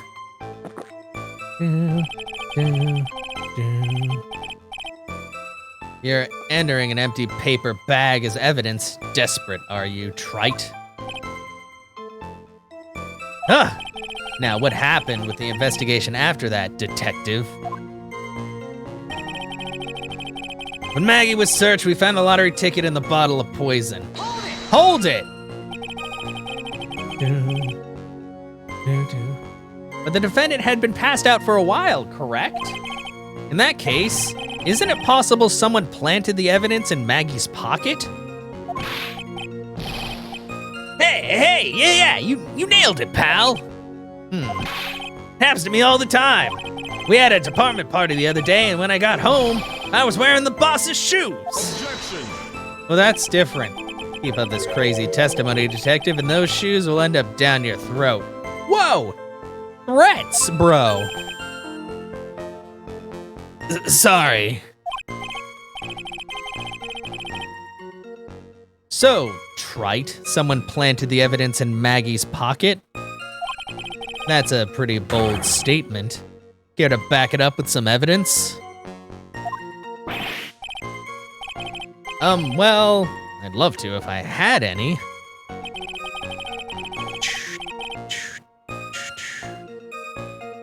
Appears you have no evidence to support your theory, Mr. Wright. Continue with your testimony, witness. Damn it. And that was it. There was nothing else missing from the crime scene. Press! So the $500,000 lottery ticket and the bottle of poison were accounted for. Yeah, interesting. It's true that those two items are accounted for, but wasn't there another lottery ticket that was stolen that day? Yeah, it is a little bit aggressive. Oh yeah, the one that the restaurant owner took. He won a whole $1 with it. What a lucky guy, huh? And they're just going to let him get away with it? It was just $1, detective. I mean, that's still theft. Guess no one cares when it's that little, except for Gumshoe. If I don't find a hole in this testimony, the judge is gonna hand down his verdict. Gumshoe isn't giving us anything to work with. We can't find any contradictions if he doesn't give us something. Yeah, that's true. But Maggie and Gumshoe are like Dumb and Dumber. Our only hope is that they were so dumb they missed something obvious. Come on, Gumshoe, be the dumbest you've ever been. Wow. We got it. We can go dumber. we can go dumber. Time was reported at 2:25 p.m. by kind of a scary old man. Maggie had passed out from the shock.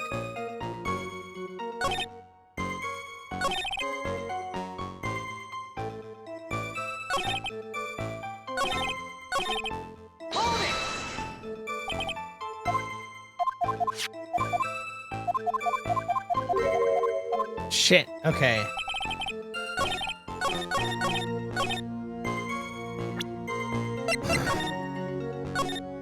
I think the other thing missing from the crime scene would be that newspaper.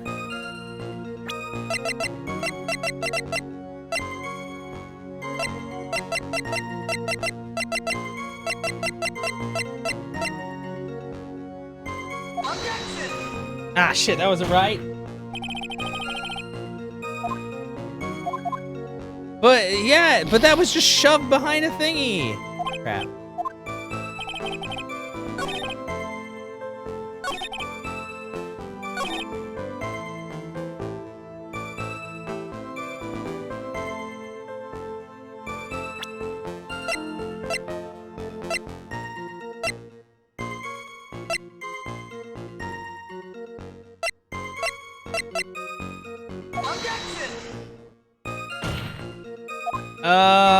Not that. Fuck!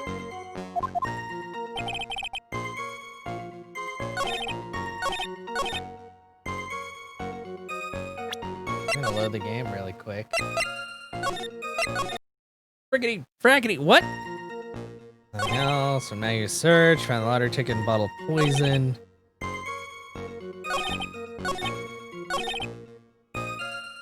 $2.25 by a kind of scary old man. Let's press this again. Old man, blah blah blah. Old man is regular at the restaurant. Yeah, officer Japan. Yeah. Receipts. Find a payphone.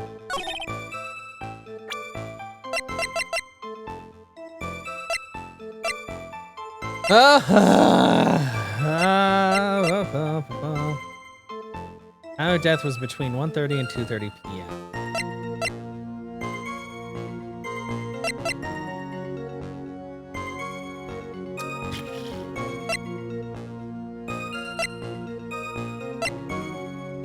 Wasn't there a phone in that place?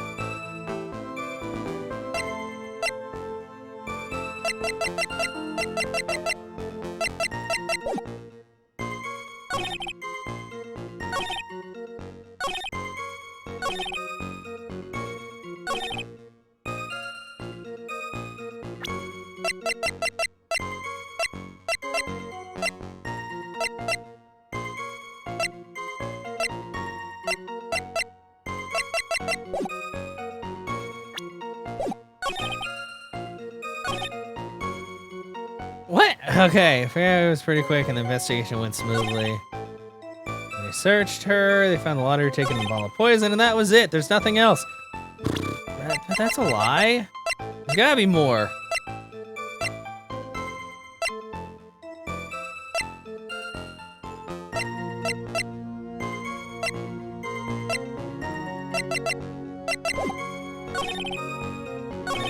What else could have been missing? Maybe it's not that. Maybe it's something else.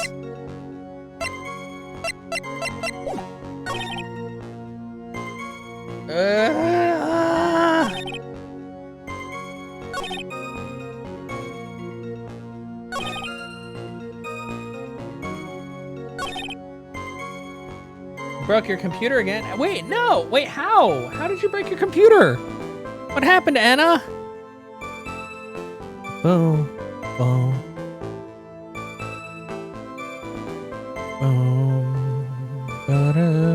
Yeah. Yeah, what what did you do? Okay, boom, boom, boom.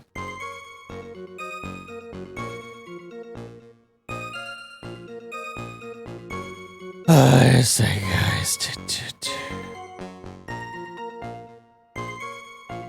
Wait, is recipe for turnabout really only like? Oh, this is the third one. There's so many things here. Check the floor plan. That.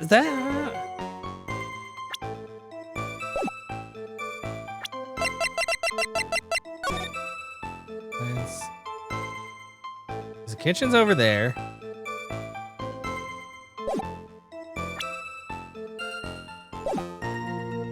You broke before and you took it to fate. Oh no! Can you keep out the details of the autopsy though? Oh, I guess I haven't looked at that. Thank you. But you have a good one, Leo. Thank you so much for stopping by and hanging out. That is potassium cyanide poison. Time of death was between 1:30 and 2:30 p.m.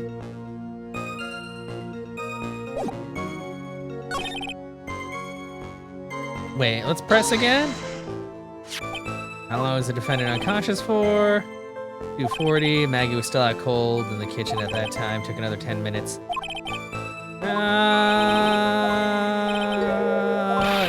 It's gotta be what it is.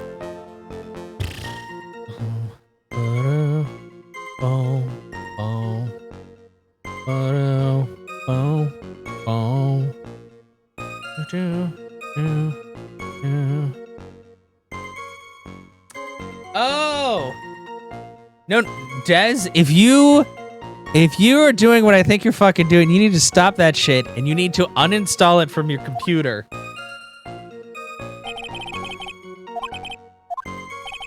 Yeah, I know what you're talking about because you told me and I said no, but did you listen to me? No, even after I wrote you that beautiful poem. Okay, that makes sense. Okay. I hope to get... Hey, yeah. No, I hope to see you again. It's always good to chat with you. But you enjoy the rest of your evening. Yeah, of course. God, I feel so dumb. If the bag is empty, then obviously they did miss evidence because evidence was in the bag. Objection! Detective Gumshoe, I think I should point something out to you. There's just one small contradiction in your testimony. Oh, finally! I'm getting all anxious just waiting, so hurry up, will ya? You like my outfit today? Thank you, Des. I dressed up just for stream because this is all about the restaurant. So I put on my chef's hat and my apron because I don't have a pink chef's uniform. Chef's uniforms are actually expensive.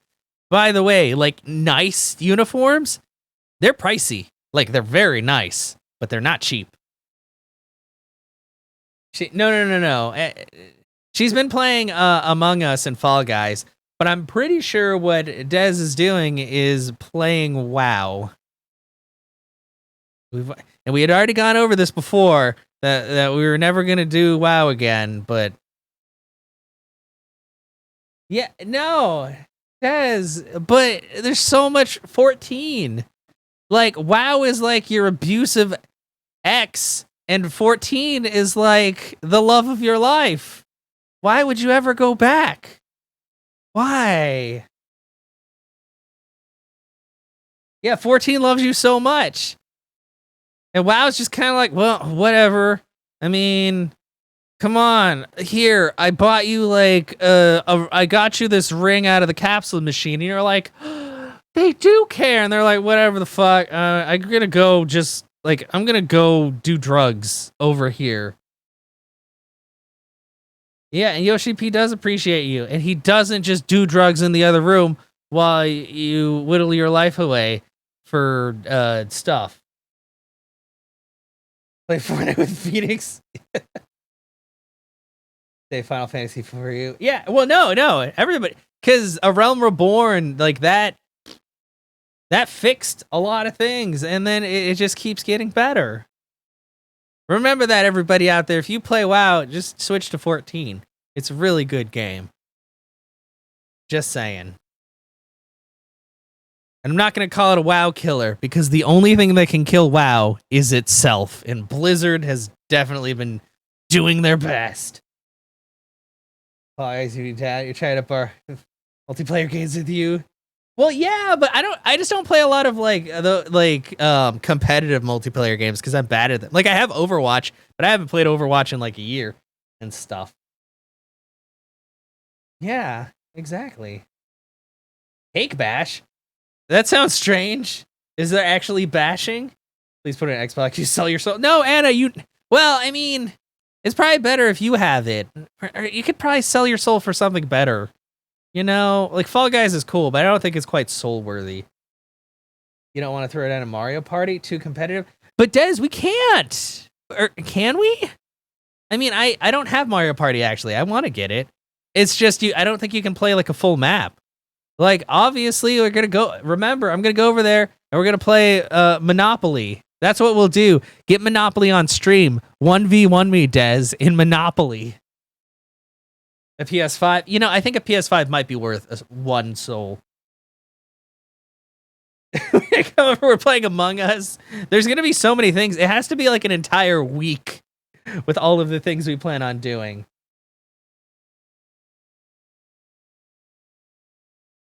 Bash. Let me click on this. Yeah. Cake bash. It's literally your cupcakes and stuff. What is going on? That actually looks really nice, but oh, it's a demo right now. When is it supposed to come out? 2020. That could be any time. Yeah, okay. You testified that nothing else was missing from the crime scene. However, the prescription bag you mentioned was empty! Did the officers recover the medicine from the scene of the crime later? No, they didn't.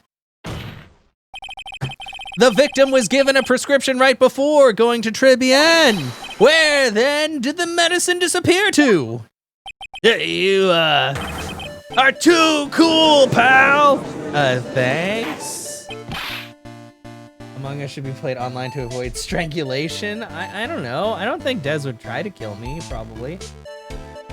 Does Crash on Catch have something to do with... No, Anne, it's just sleeping. I will remind everybody right now, I talk about Des all the time, but Des is happily married to her wife. We hang out a lot, but that's just because we're really good friends. Yes.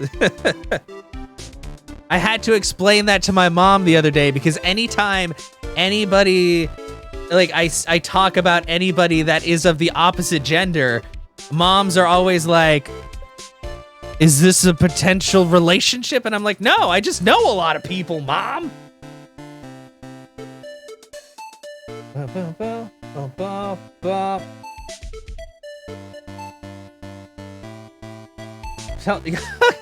What? Her wife's name is Miri. We play Final Fantasy 14 and stuff together. Yeah. Really? Yeah. What? Indeed. Due consideration wasn't given to the victim's prescription in the previous trial. Witness! Why do you always overlook such vital pieces of evidence? I guess that's the most careless thing I've done so far, huh? The victim was killed by poison! And the victim's medicine mysteriously disappeared. Wait, what? Like, are you still talking about Fortnite, Anna, or something else? Actually, do you have Among Us, Anna? You could play that one, right? I figure that's way easier to play than Fall Guys on your PC. The victim's medicine mysteriously disappeared.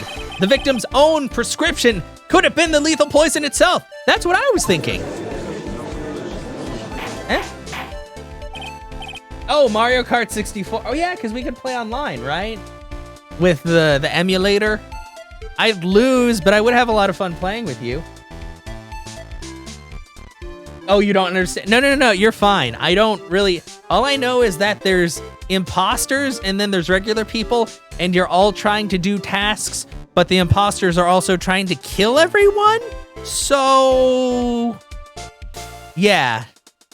I mean, it makes me think of like a more interactive version of Town of Salem. If you guys have played that, I've played that before. I'm very bad at that as well. Order, order. Well, Mr. Godot, what do you have to say to that? Ha, that's all. What? Read for the court the name of the clinic on the prescription bag, if you will. Oh no, please don't be Hottie Clinic. What's the clinic's name have to do with anything? New ear otolaryngological. What the fuck? New ear otolaryngological clinic. Otolaryngological? Just what kind of illness was the victim suffering from, Mr. Godot? You got it confused with Dead by Daylight. I have Dead by Daylight. I'm also not good at that. I have a lot of friends that love that game, but I can only play like so many rounds before I'm like, man, guys, I really like. I'm not so good at this. You prefer to watch Fall Guys, get angry, and help people have fun as you're dying in rage? Aw, but I don't want you to be angry. I don't want you to be angry, Anna. Hardly an illness, Your Honor. More like a bitter war wound, you could say. A war wound? The day before the incident, Mr. Elk found himself in a fight. He took a blow to the side of the head and ruptured his eardrum. He ruptured his eardrum? Then what on earth was the prescription he was given? It was a cream that was to be applied topically inside his ear canal.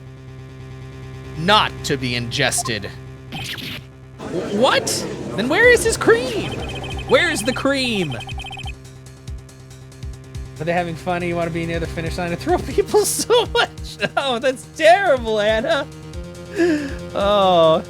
It's mentioned in the autopsy report if you read the fine print. They found traces of the medication in the victim's left ear. Yes, here it is in very, very fine print. Seems Mr. L correctly applied some of his medication while he was at Trebiet. Therefore, it would be absurd to believe that he would have eaten his medication. Ugh. Seems that this medication is irrelevant to the case after all. No. Nick, if you don't think of something quick, it'll all be over. She's right. But I can't get away with any old weak objection. What should I do? You know, we're gonna push the medication. What else can we do? Only moments ago, Mr. Godot made the following statement. It seems Mr. L correctly applied some of his medication while he was at Trebiet. If that's the case, then why was the medication not found at the scene of the crime? But the medication in question was for topical use inside the ear canal. That doesn't change the fact that it could not be found at the crime scene. However insignificant it may seem, it's a lawyer's duty to pursue the truth. Objection.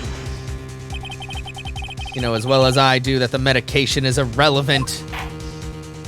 It hardly seems likely that a prescription drug would contain potassium cyanide. It hardly seems likely that the coffee the waitress served would contain it either. But it did. The possibility is undeniable. Arrgh. Ha! Take that, Godot. Whew. That's enough. Mr. Godot, is the detective the only witness the prosecution wishes to call? Mr. Godot? I got my own witness I'd like to call, sir. Kill him! I can't just kill him. Kill him kindly. Okay. Well, I can kill him kindly by winning this case and making him feel the shame of defeat.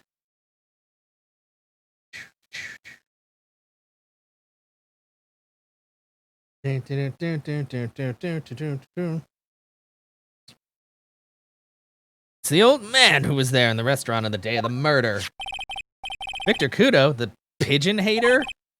Very well. The matter of the disappearing medication seems little more than trivial at best. However, it wasn't explored at all in the previous trial, and that is something that bothers me. Yay, good job, Nick. Yeah, we don't have to hear that like every other time. The court will adjourn for a 10-minute recess, after which we will hear the prosecution's next witness. I suppose this means I'll just have to finish you off in my last 6 cups. This guy's already drank 11 cups of coffee. He needs help. Be right back. All right, Anna. Court is adjourned for a recess. January 7th, 11:03 a.m. District Court, Defendant Lobby Number 1. Whew, that was close. Tell me about it. I nearly died in there. That's my line, sir. No, it's my line. I think I really did die a little bit.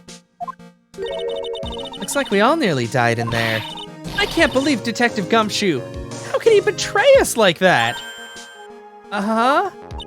He said he'd help me, but he totally set me up. I don't think he meant to do that, Maggie. He was backed into a corner. I mean, the guy's got to do his job, right?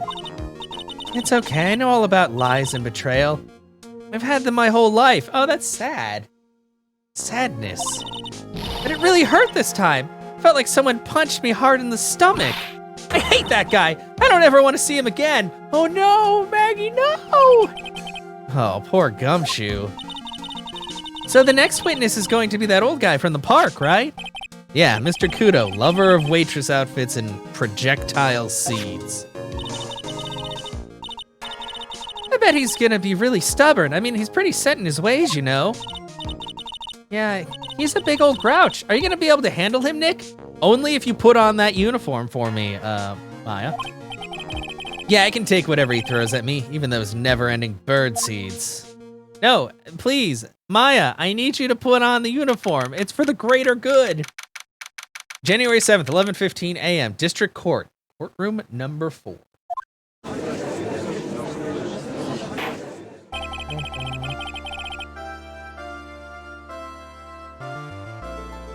Court will now reconvene for the trial of Maggie Berg. Mr. Godot, your next witness, please. The prosecution calls the lucky old-timer who caught the show over a cup of coffee. Will the witness please take the stand? Yes, welcome back, Eric. Name and occupation, if you don't mind. The name's Victor Kudo, born and bred in the land of the rising sun. Honor and duty are what make me. Mind you, I can be quite emotional at times, too. We don't need to hear about that, Mr. Kudo. Just tell us, the court, your occupation. My occupation? Gah, listen, youngin'. How much do you think there is of kimono embroidery there? Here. Kimono embroidery? That's what I do, or what I did back in Japan. I embroidered family crests on kimonos. My ancestors were embroidering kimonos before the country even existed. Wow, a real craftsman. They're a dying breed. Hey, maybe you could embroider my costume sometime. Anyway, like I said, there's not much demand for that kind of thing here. So I had to take a job working at a cash register at a burger joint, pretending to smile. That burger joint would have been better off putting him in the kitchen.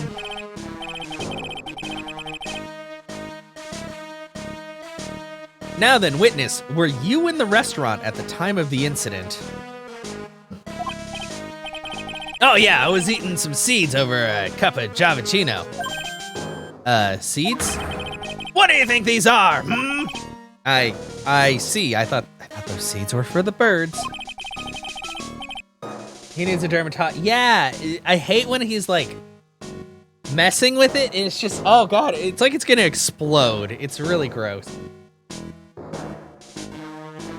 So you saw everything that happened, Gramps? Did I? Oh yes, I did. I saw it all. Then please, tell the court. We're all ears. Also, hi V. Thank you. I feel like I felt kind of bad though. Well, I think this apron is made for smaller people anyway, because at first I was like, I don't know if I can tie this around the back, but I managed to do it. And then, yeah, my hat that I usually use for my cooking stream. Yeah, and please tell the court. Sure, I'll tell you every last detail. Will you now? He's really getting into this. What I witnessed. Witness testimony. The young man was reading the sports paper. The servant girl brought him a Javachino, but she put something in it. The man took one sip of it, looked like he was in terrible pain, and then collapsed. And that's the servant girl right there in the defendant's chair. I remember her well. Do you now? Do you? Mr. Kudo, she is not a serving girl. Please refer to her as a waitress. God, you're as bad as the rest of them. Ah, these newfangled words, what's wrong with old-fashioned ones, Newfangled? All this talk of radios and glasses, it's wireless and spectacles, I tell you. Excuse me? I know, it is always the cute girls that get framed. Listen to me, everyone. Don't forget the old values. Don't let the good old days slip away. Well, I think it's time to begin the cross-examination, Mr. Wright. Bum, bum, bum, bum, bum. Yes, Your Honor. What I witnessed. Yeah, he is literally okay, Boomer. Servant girl brought him a Javachino, but she put something in it. Man took one sip. Press, because he did not know her face. You said I remember her well in reference to the waitress. Did she have any particular features that you can identify her by? Particular features? It's a disgrace, that's what it is. Sorry? You can see all the way up to her, you know, she's practically naked in that uniform. So the particular feature you recognize about the waitress is her outfit? But anyone could wear just such a uniform, even me. Mr. Wright, please spare the court any further mental anguish from that image. Well, so men can't wear stuff like this shit? Judge? It looks like somebody's very judgmental. I get it, because he's a judge. Anyway, yeah, fuck that judge. Not only does he have a closed mind, he's also super dumb. Two bad things right there. Don't get all excited, Nick. You gotta keep yourself together. I guess I got a bit carried away. I just really want to wear a uniform. God, there are other things I recognize about her too. Seems pretty sure of himself. What should I do? Press harder. Sure, you saw a waitress take the coffee over to the victim. What matters is whether that waitress was Maggie Bird or not. Quite right. Mr. Kudo, these other features that you recognize about the defendant, I would ask that you add them to your testimony. Yeah, this is why I'm wearing the apron and hat, because this particular trial is the main focus of it is a restaurant. And the owner of the restaurant is a very flamboyant, large, muscular man who wears a chef's hat. He has a pink chef's uniform. Unfortunately, I don't have a chef's uniform because as cool as they are also expensive, and I had no reason to own one. But yeah. So pink apron was the next best thing. Yeah, fine. Welcome back, Anna. Sure. There was a ribbon in her hair and her apron straps were loose. How do you know the straps were loose? You do seem to remember several details about her appearance. But what about the most crucial detail of all? Her face. Ha! As if I wouldn't remember that. The witness noticed the straps on the accused apron. He's unlikely to make a mistake about her face. That's right, I can even tell you the color of the ribbon in her hair. It was red. So you see, there's nothing wrong with the witness's eyesight. It's no doubt he remembers the waitress pretty well. What should I do? I get the feeling there's something more to this somehow. Ask about her back.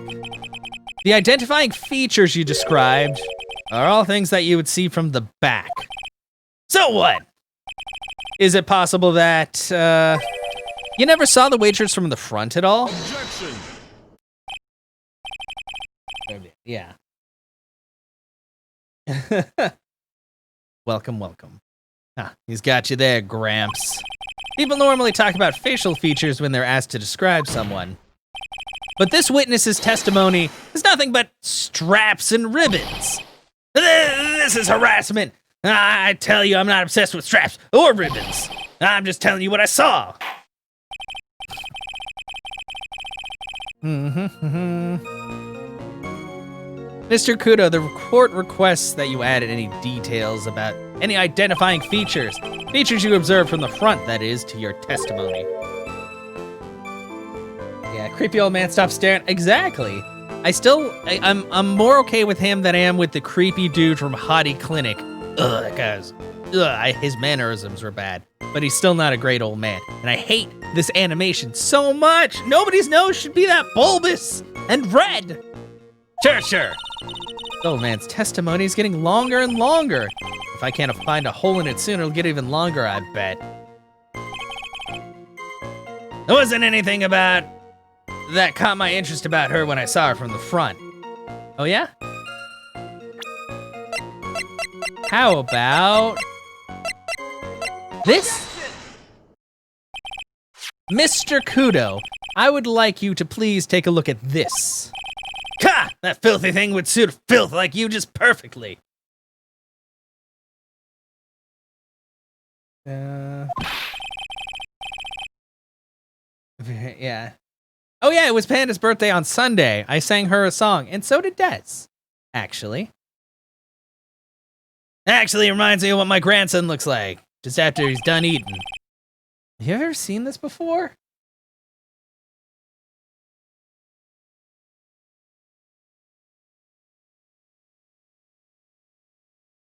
Boom, boom.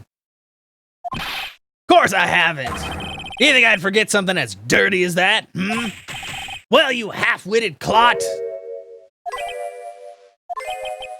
Yeah, good job, witness. What? What is it?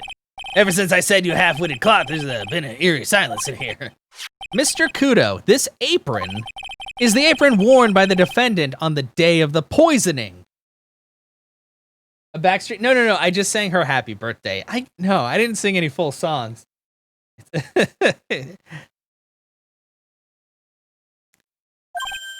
Huh? And as you just said yourself, you wouldn't forget something like this. Which means if you had really seen this apron before... Yes, you know what I'm getting at. You couldn't have possibly seen the waitress from the front. Oops. Witness, you can't just oops your way out of this. Ha, well. Looks like we finally have a genuine trial on our hands. Is that number 12? 13? Listen, trite, here are the facts. On the day of the incident, there was only one waitress in the restaurant. That being the defendant, Miss Maggie Bird. Exactly. And when that one waitress put the poison into the coffee cup, this old guy was watching. I hope you understand the gravity of the situation, Mr. Kudo. The fate of the defendant may rest on what you say you remember seeing. Just tell the court exactly what you saw, Gramps. You can rely on me, Captain. My noggin's in perfect working order. Is it? I can't remember a single occasion when I forgot what a burger a customer wanted. He can't remember. Probably more like he messed up so many times he's blocking it out. Yeah, just casually, oops. Somebody's life is on the line, but oh man. Who knew? Who knew? Made Cafe DLC costumes for the entire cast. I wish. I mean, Phoenix was talking about wearing one earlier, but unfortunately, I don't think that's something you can actually do. Very well, let's test how good your memory and attention to detail is, Mr. Kudo. Tell us what you remember about the victim. About the victim. Here's another one of those pesky young types wearing a broken pair of spectacles. He had a newspaper in his right hand, and the noisy brat kept rustling its pages. Young man was listening to the wireless, I remember that well. Then the servant girl in question brought over the Javicino. Little fidget picked up the cup in its free hand and took a sip. Okay. Testimony that we have just heard was to test how credible the witness's memory is. Seems to me that he remembers the victim in a great deal of detail. Oh yes, I hate those you-know-what types who are so vague about everything. How are we gonna handle this, Nick?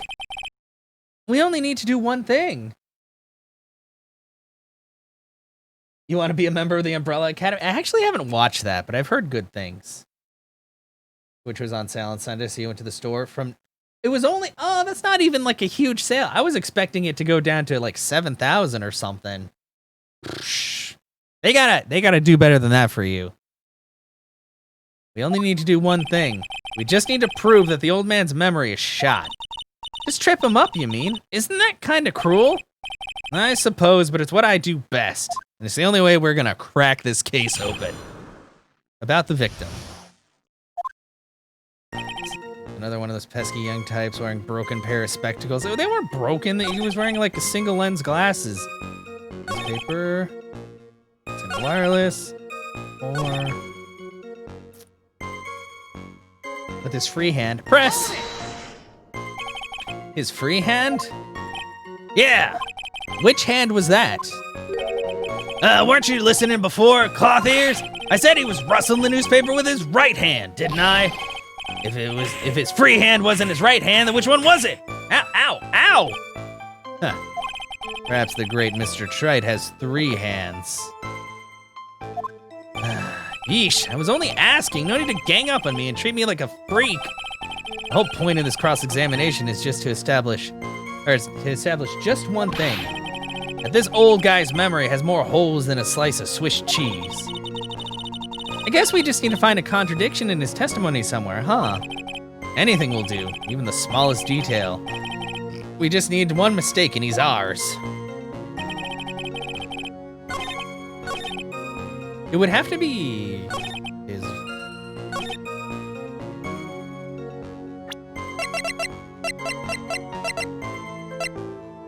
It would have had to have been his right hand, because if he picked it up with his left hand, the lip marks would have been on the other side. Objection! Mr. Kudo, do you remember what you were told at the start of the testimony? That this was a way of testing the credibility of your memory. I know, there's nothing wrong with my memory, I tell you, nothing. If I got anything wrong, I'll eat these seeds and sing the pigeon song. Gotta tell us where this is going, Trite? According to Mr. Kudo, the victim was holding the paper in his right hand while drinking coffee with his free hand, which would make that his left. Gah, what is this, kindergarten?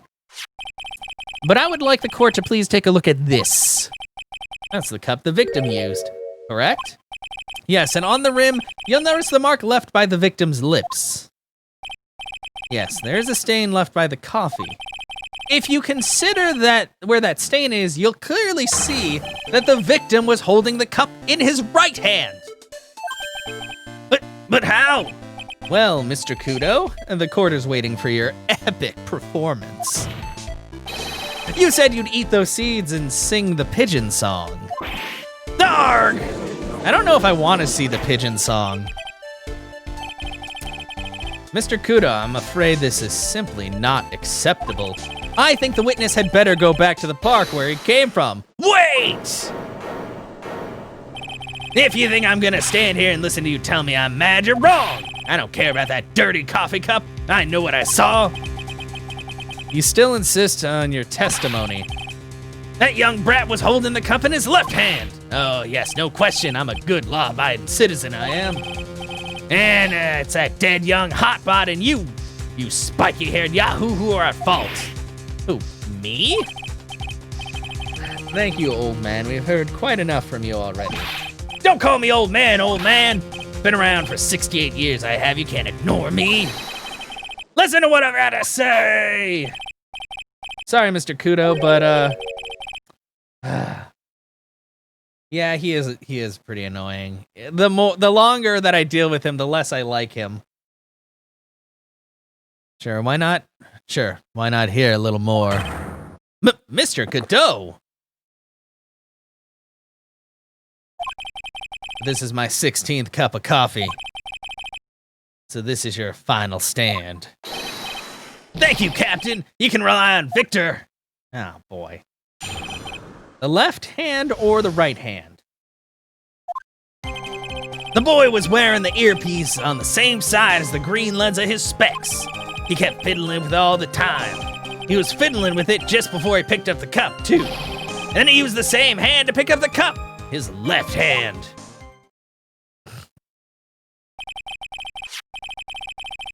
I mean, he's got his eye, but yeah. We know the victim was wearing an unusual monocle over his eye. Wasn't a monocle, Your Honor. It was a power level scouter. Oh, no. It was a small computer often used by programmers. A monitor? You mean like a television screen? The inside of the lens is a screen that displays computer data. It's called an HMD. It's a common tool in the victim's line of work. I kind of wish I had an HMD just so I could look cool, even though I don't really know how to use it. HD, TV, DVD, CD, all these newfangled letters drive me mad, but they don't matter. I know what I saw and I'm telling the truth. It's true, he doesn't seem to be lying. And those are the facts, in good old black and white. Left or right hand?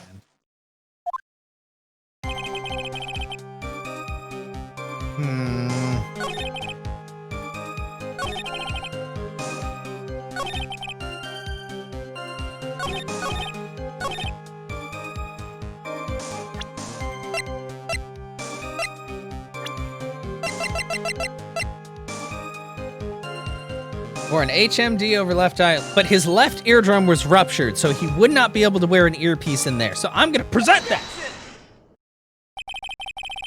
I'm not sure what the relevance of this is, but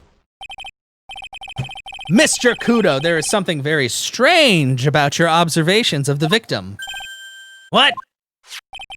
You say he was wearing the earpiece on the same side as the HMD. No question, you can lock me up if I'm wrong. It was his left ear without a doubt.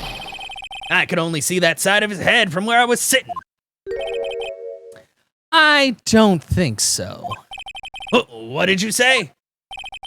You're no doubt unaware of this fact, Mr. Kudo. But the victim couldn't hear with his left ear. His eardrum was ruptured. Huh? Traces of medication for his condition were found in his ear canal.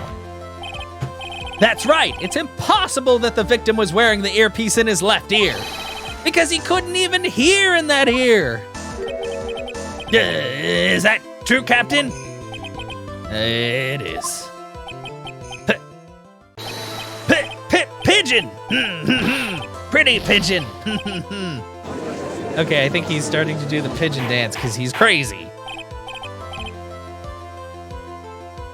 Order, order, order!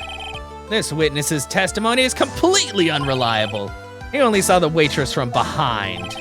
And he claims the victim was wearing an earpiece when we know his eardrum was ruptured. Well, Mr. Godot?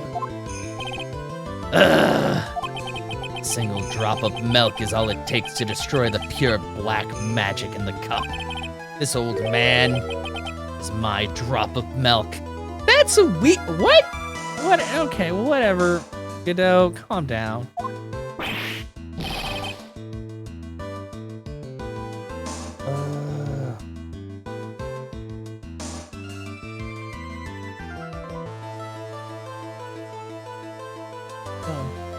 His man. Captain, are you calling me a drip? Yeah, you are, Drip. This is the victim's coffee cup in which the potassium cyanide was found. The mark on the rim clearly shows that the victim picked it up with his right hand. I'll never back down. I know I'm right. The lad drank his Javachino with his left hand. Let me put you out of your misery. Clearly, the victim used both hands. He took a sip with the cup he held in his right hand and then switched to his left. That's what the old man saw. Impossible! The witness has already testified on numerous occasions that the victim died immediately after taking just one sip of the coffee. Which hand the victim used to pick up his cup is irrelevant, Your Honor. The facts still stand. With one hand or the other, Mr. L drank the poisoned coffee. Like this! Sadly, Mr. Godot, that doesn't wash.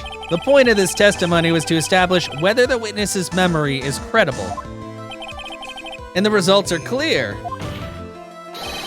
The testimony given by this witness is useless.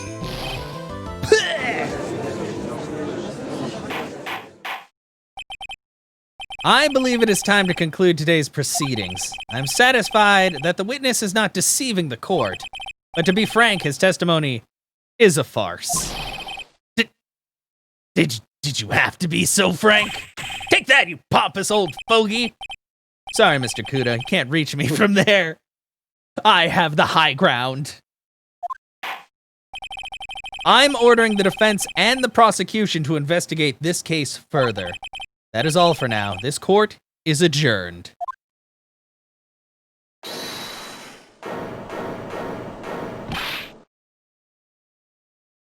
Wait!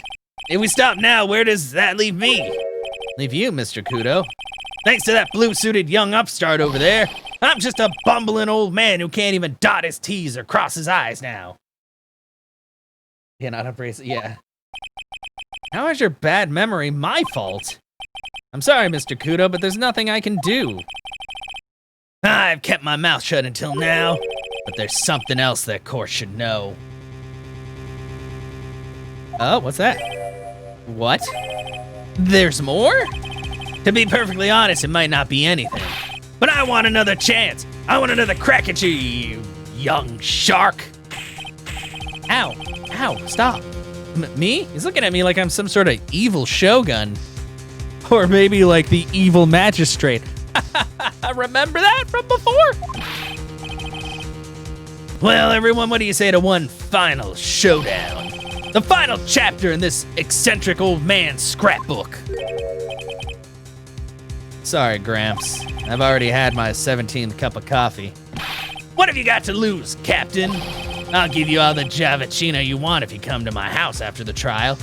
Oh, I don't know if I trust that at all.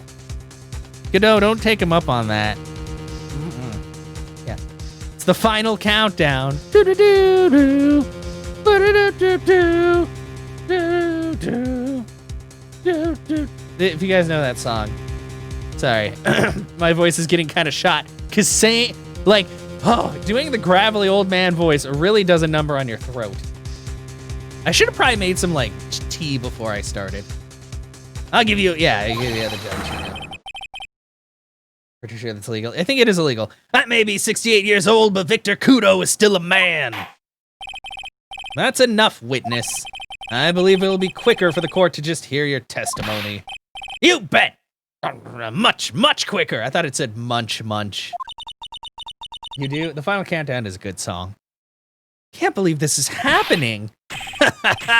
You better get ready, youngster. I get the picture. Just quit throwing those seeds at me, would you? Gotta be using some kind of infinite ammo code with that box of seeds. That Konami code. Which is funny because this is a Capcom game. Witness testimony. The final showdown.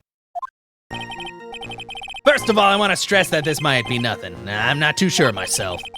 The young boy slumped over the table as soon as he took one sip of his Javachino. Well, the clumsy idiot upset the vase. He knocked it right over. It broke, and the strip of cloth covering the table got completely soaked. Well, how about that? Turn things upside down,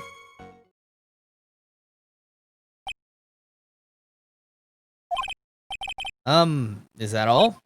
Yes, that's all. I remember it perfectly. Eh? You're doubting me again? You're doubting a poor, defenseless old man? No, we're not doubting you, Mr. Kudo. Don't you get the feeling that there's a question hanging on everyone's lips, Nick? Yeah, so what? Probably. That's all I can think of, and I have to cross-examine this guy. You're a bird brain, that's why that's all you can think of. I don't know, I think you're the bird brain, sir. Very well, Mr. Wright, your final cross-examination, please. The final showdown.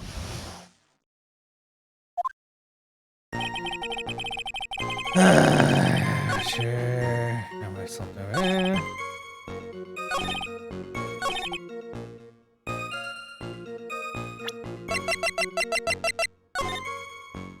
Oh, that's the wrong picture.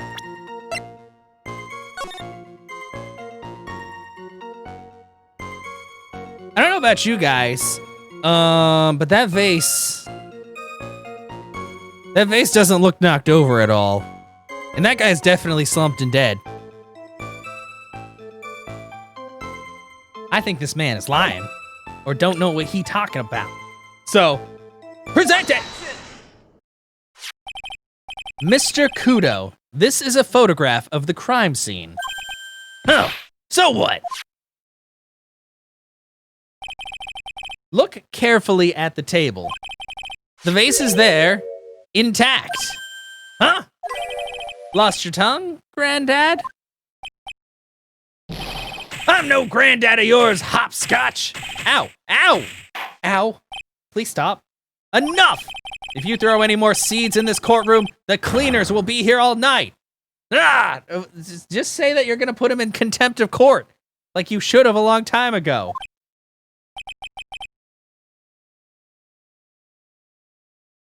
What is it now? I just remembered something. Yes? Go on. The broken vase. It was on my table.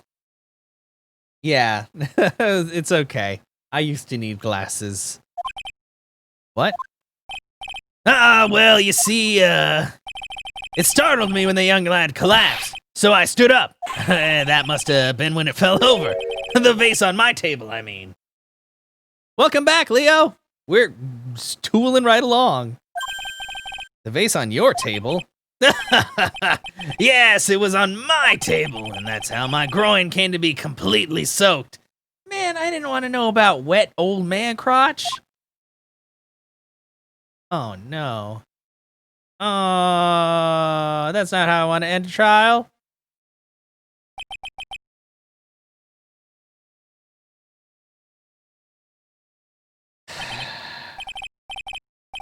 Thank you, Mr. Kudo.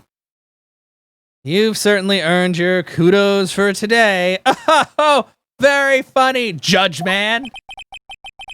I'd like to ask a question now. Have I been any use at all? Perhaps that's something you should reflect on yourself, Mr. Kudo. Darn! Wait a minute. If that's the case, there's more. I've got more to say. Oh, yes, I remember something else. Bailiff, escort the witness out of the courtroom. Wait! Listen to me!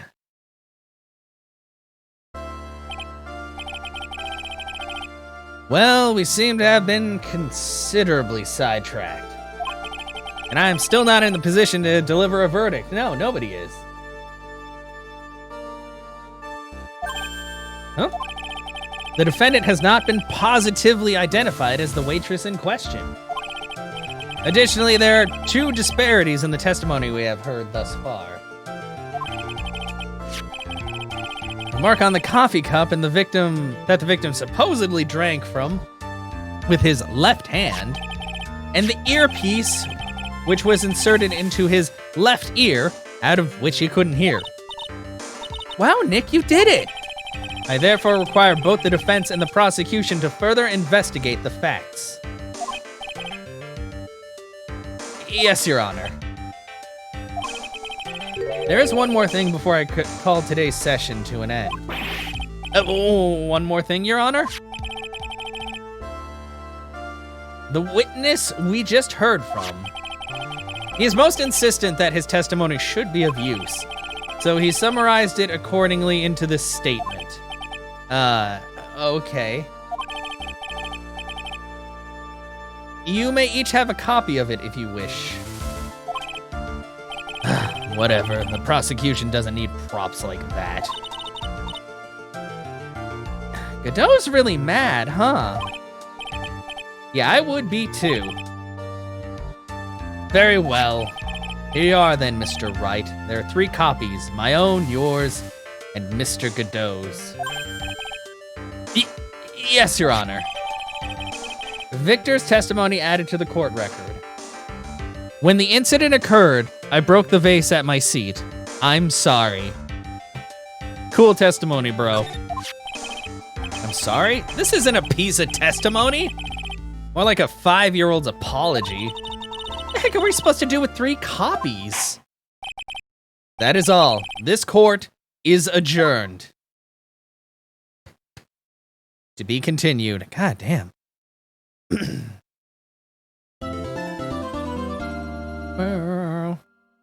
Save? Yes, please.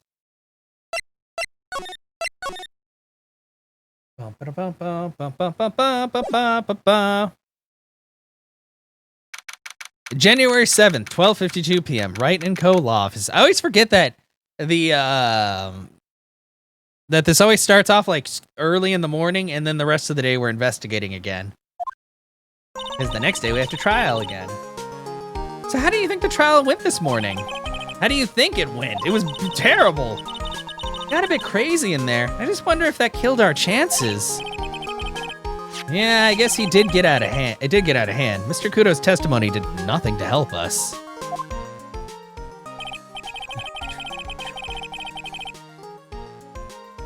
Plus, now we don't even know the identity of the waitress who laced the coffee.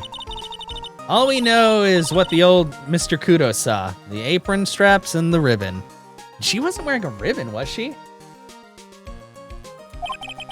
And that the victim was wearing an earpiece when his eardrum was ruptured.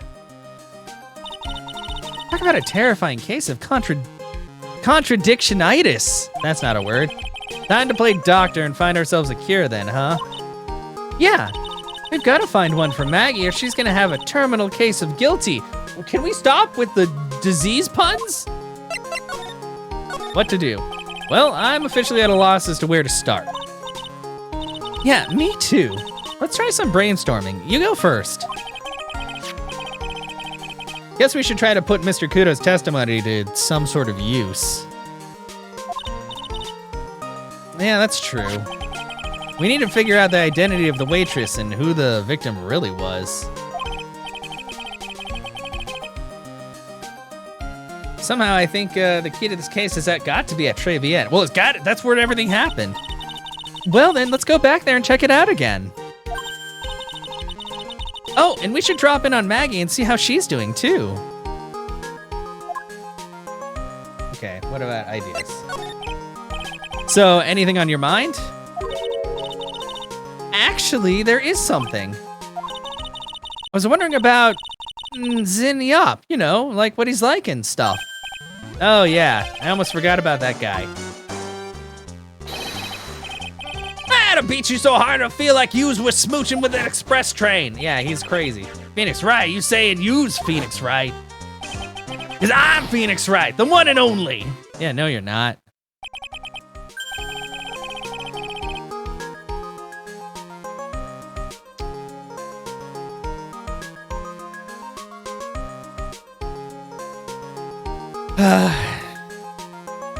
Actually, I learned a little something about my doppelganger. Huh, you did? What did you find out? Well, yeah, Maya was working at the restaurant when I ran into Don Fournier.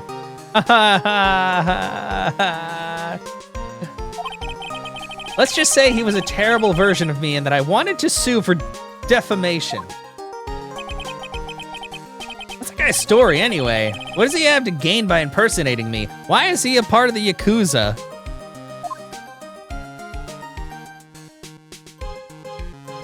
Boom, boom, boom, boom, boom. I guess we're going back to the... Well, let's go to criminal affairs first.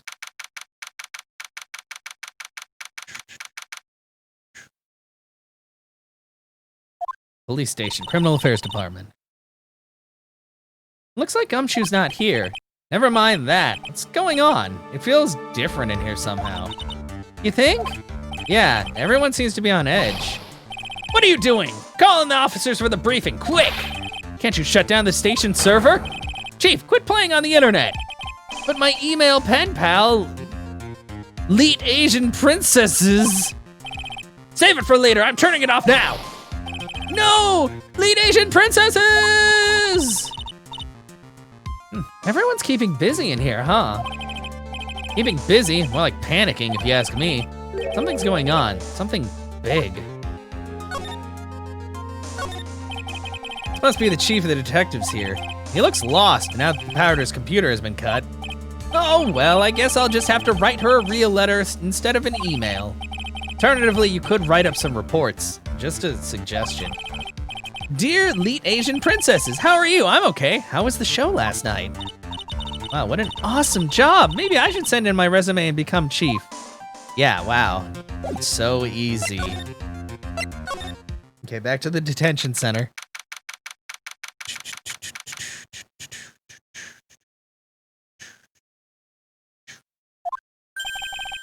I guess Maggie's still in questioning.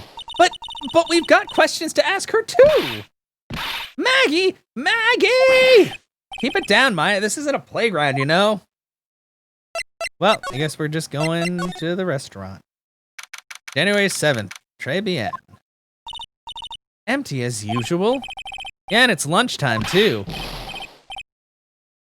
That's it. Come on, come on, come on! Hey, oh no! Hey, that sounds like... Oh, it's Gumshoe. Oh, God. Now just call me an 8, pal. Come on, I know you can. Or call an 8, what? He's getting really worked up about something. No, that's the wrong number. Arg, look. Looks like an 8 would have only netted me $5 anyway. What a ripoff. Oh, he's playing the lottery. What's the problem, Detective Gumshoe? Welcome back. Huh? Oh, it's you. I was I was just I was just listening to the radio, pal. To the radio? Hey, Detective Gumshoe's having lunch here. He is, and he's having the Pt.20 set. What can I say? This is a nightmare. How am I supposed to look Maggie in the eye now, pal? You really drove her into a corner, you know. You always blow apart my testimony. Why of all days didn't you do it today? Sorry, there just weren't any holes in it for once. Yeah, what happened? Usually your testimonies are like Swiss cheese. Swiss cheese? Would he have preferred crumbly, like aged Parmesan? Oh, Parmesan sounds good. I have pasta. I have chicken Alfredo. That's what I'll eat after stream. Anyway, this case has already been ruled on. Shouldn't be any holes left to find. So, did Maggie say anything to you? About me, I mean. She never wants to talk to you again. Well, how did she put it again? I can't believe Detective Gumshoe. I hate him, sir, I mean it. I don't ever want to see him again. Something like that.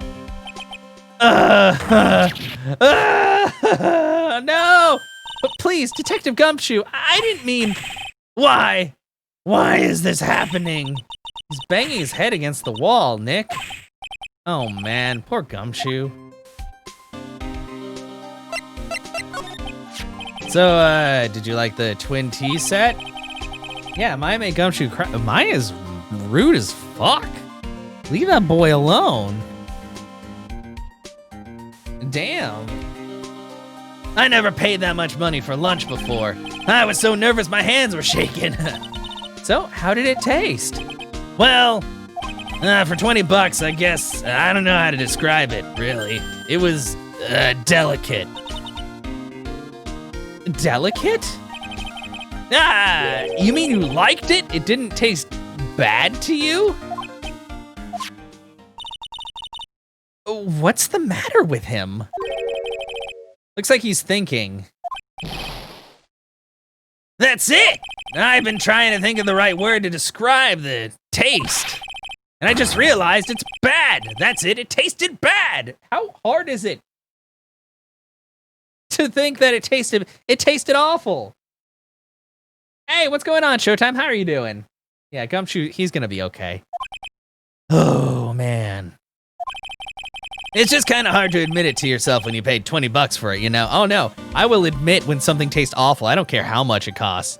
Although I'd rather not have something taste awful when I paid $20 for it. Also makes you miss your cooking stream. Yeah.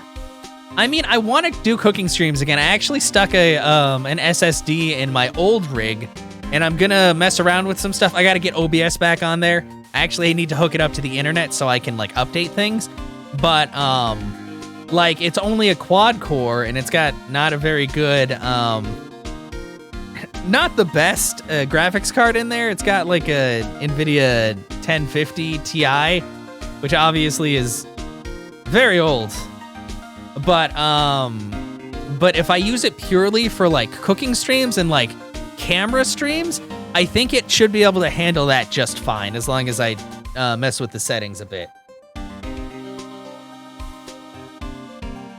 Funny hearing that only. Well, I say that, but I mean, the stuff that I do, I tend to want to record at like a high quality and also send stream at a high quality. And if you do both of those at the same time, sometimes it doesn't work out so well. You have a Core i3. You can do an NVENC stream on a 1050 Ti. Yeah, that's what I figured. So I'm gonna test some stuff out with that. Because obviously if I do cooking streams, I want to be able to stream it and record it so that way I can catalog those streams on YouTube for future use.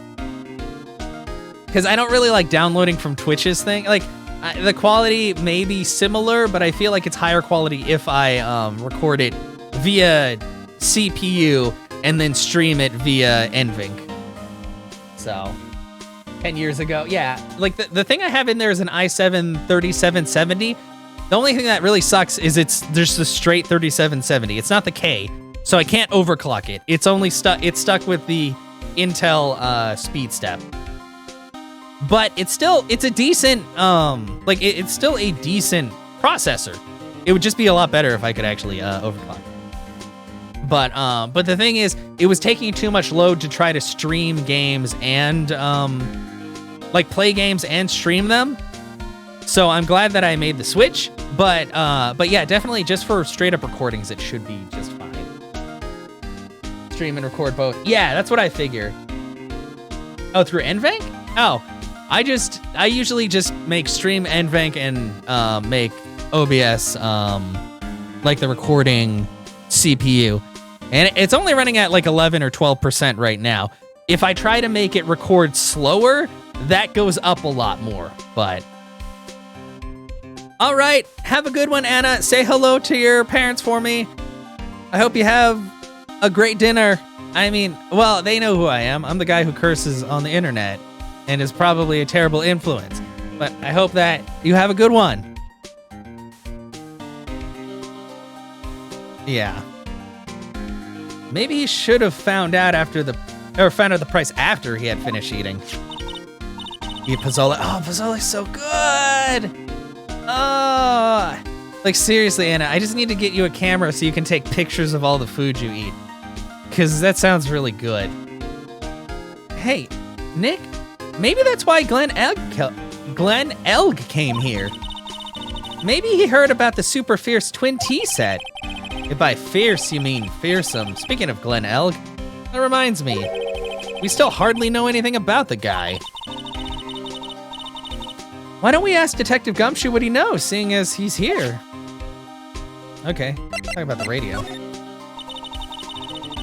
His mommy says hi. Hello. So what were you all excited about earlier? Huh? That's right, you said you were listening to the radio or something. Oh, that was nothing. I wasn't excited. Come on, Detective Gumshoe, you can tell little old me. What were you listening to?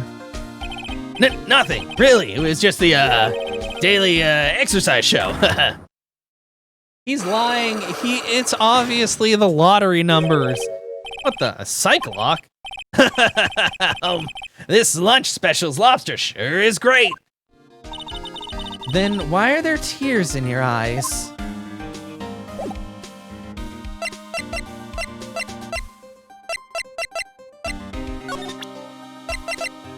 I mean, I have the lottery ticket, don't I? But I don't know if I can do that. Well, it never hurts to try.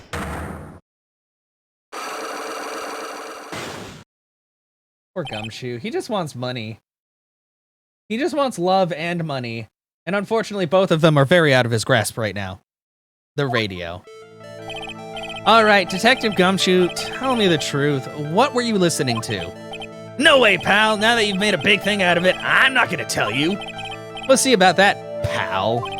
Considering all the noise you were making while you were listening, it's pretty clear what kind of radio program it was. I'd say it was related to... Take that! I'm right, aren't I? You were listening to the lottery results, weren't you? You thought you'd try to win big just like Glenn Elg did.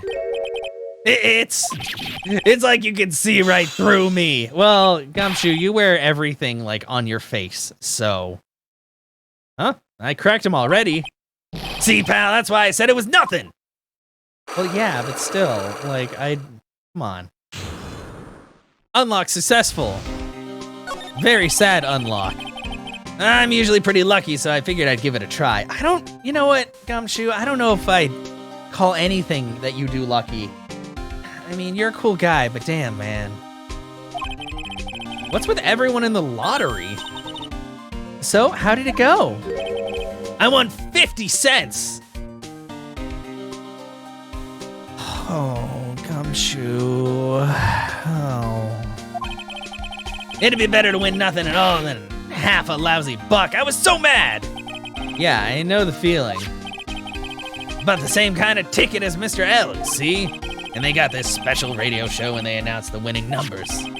They even do the drawings live on the air. It's intense, pal. I bet that's what Mr. Elg was listening to on the day he was killed. Yeah. Yeah. What time is it now?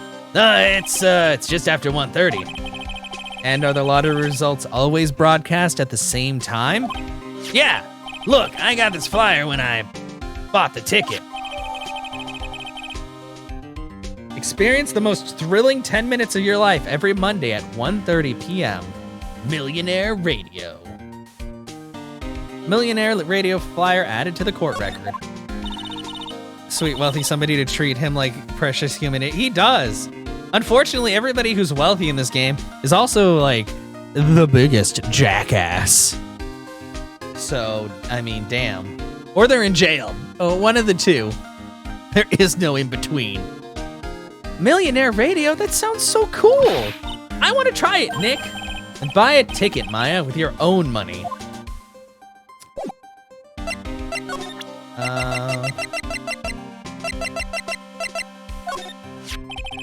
Apparently everyone's listening to this show now. That's because everyone wants money. I mean, that's true. You know, I used to do the weekly lottery with friends, but I think the most we ever won was like $200.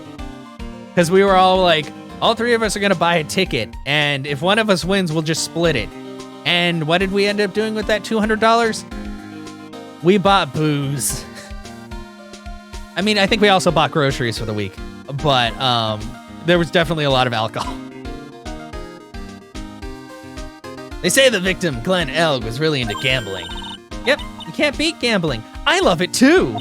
I won $500 last night playing cards with Nick. Wait, what? Huh? We were playing for money? Of course, so you'd better pay up. You're a smart one, waiting for a cop to be present before asking for the cash. What? No, that's not how that works at all.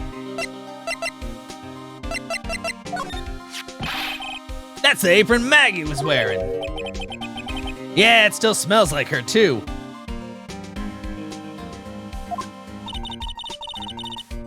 Does this mean that Maggie smells like ketchup?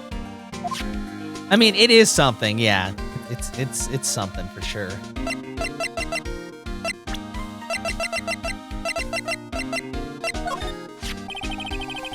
Maggie's probably crying all alone right now, huh? Yeah, thanks to you. Wow, Maya. Wow. Ah, I'm sorry. I'm so sorry. Maya, don't torch poor Gumshoe's feelings like they're cups of cheap creme brulee. You're really crazy about Maggie, aren't you? Are you fucking dense, Maya? Of course. No. I'm not. It's not that I, You don't have to hide it, Gumshoe. It's pretty obvious. Yeah, you're way too plain looking for Maggie, right? Fucking Jesus, Maya! Leave him alone! I'd arrest you right now if you weren't so right. I mean, it's not like she's... I mean, he's not that plain looking. At least he looks different from every other character in this game. Oh boy. Well, guess we'll go to Vitamin Square. Maybe we'll... Oh, he's back! Fake Me is back! January 7th, Vitamin Square. I don't see any sign of Mr. Kudo, do you? Maybe he went to buy another ton of bird seeds. Yeah, Maggie and Gumshoe sitting in a tree. K-I-S-S-I-N-G. That stands for getting married and having a perfectly normal relationship. Yeah, I want him to be happy. I was kind of hoping he wouldn't be here anyway, at least not for now. Besides, any more seeds today and I'm liable to turn into a real phoenix. I don't think phoenixes eat seeds. I don't even know what they eat. I think they're flamey birds of legend. Do legendary things eat? I mean, I guess dragons kind of do, but it's less for nourishment and more just because they're being very mean. Remember, guys, hand-holding causes pregnancy.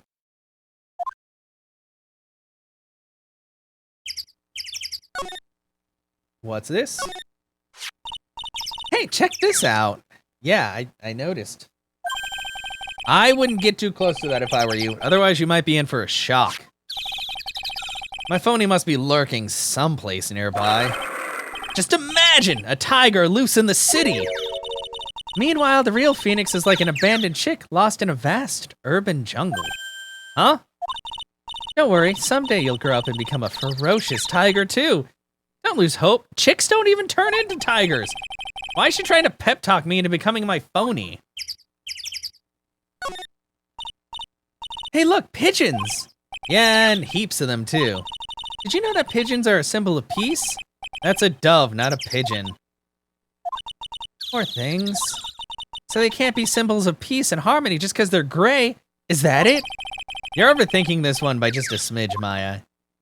They just love to eat, like everything. I used to love sandboxes like you would not believe. Really? You? Sure, finding... Oh yeah, the iron filings. And she collected a lot of iron filings. Maybe he's inside the strawberry. This place is so fruity. It's not a bad thing. Besides, I love apples. They're among my favorites. An apple slide is perfect for you. And what is so perfect about it? Oh, come on. Don't be a stick in the mud. Slide down it a few times. Go on. Woo. No way. I'd get covered in sand if I slid down that slide. Anyone can see that. Well, maybe if you actually use your feet and you didn't just land on your ass. Okay, yeah.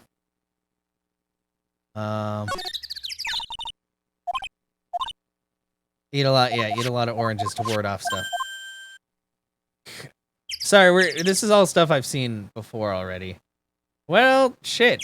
I guess Mr. Jerkface is not here. Back we go. Maybe she's free? No.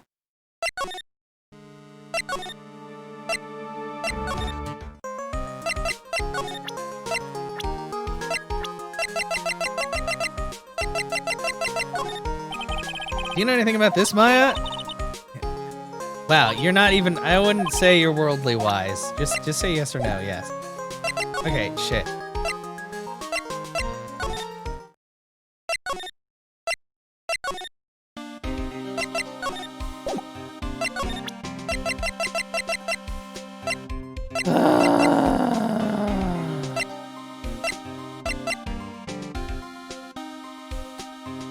Oh, you know what? They are right. Okay, it is the one on the right side. I don't know why I thought it was the one on the left.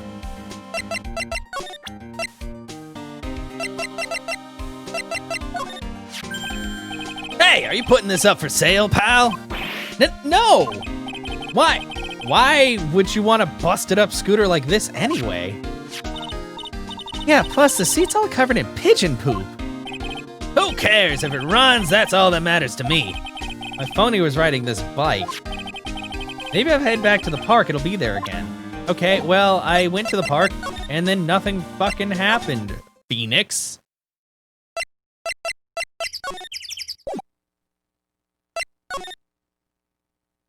Man. I already looked at everything. Phoenix? Phoenix, why you lie? Why'd you lie to me, Phoenix? Why would you lie? Okay. Examine the crack? I don't know, is that a... No, unfortunately, there's not like a specific thing.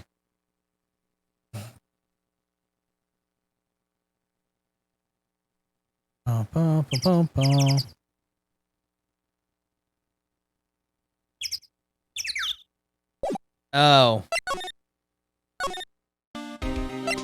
I guess we know more about the guy now, so I can... I don't... I guess we were supposed to ask him more about it? I don't know. Apparently, I was supposed to show him this.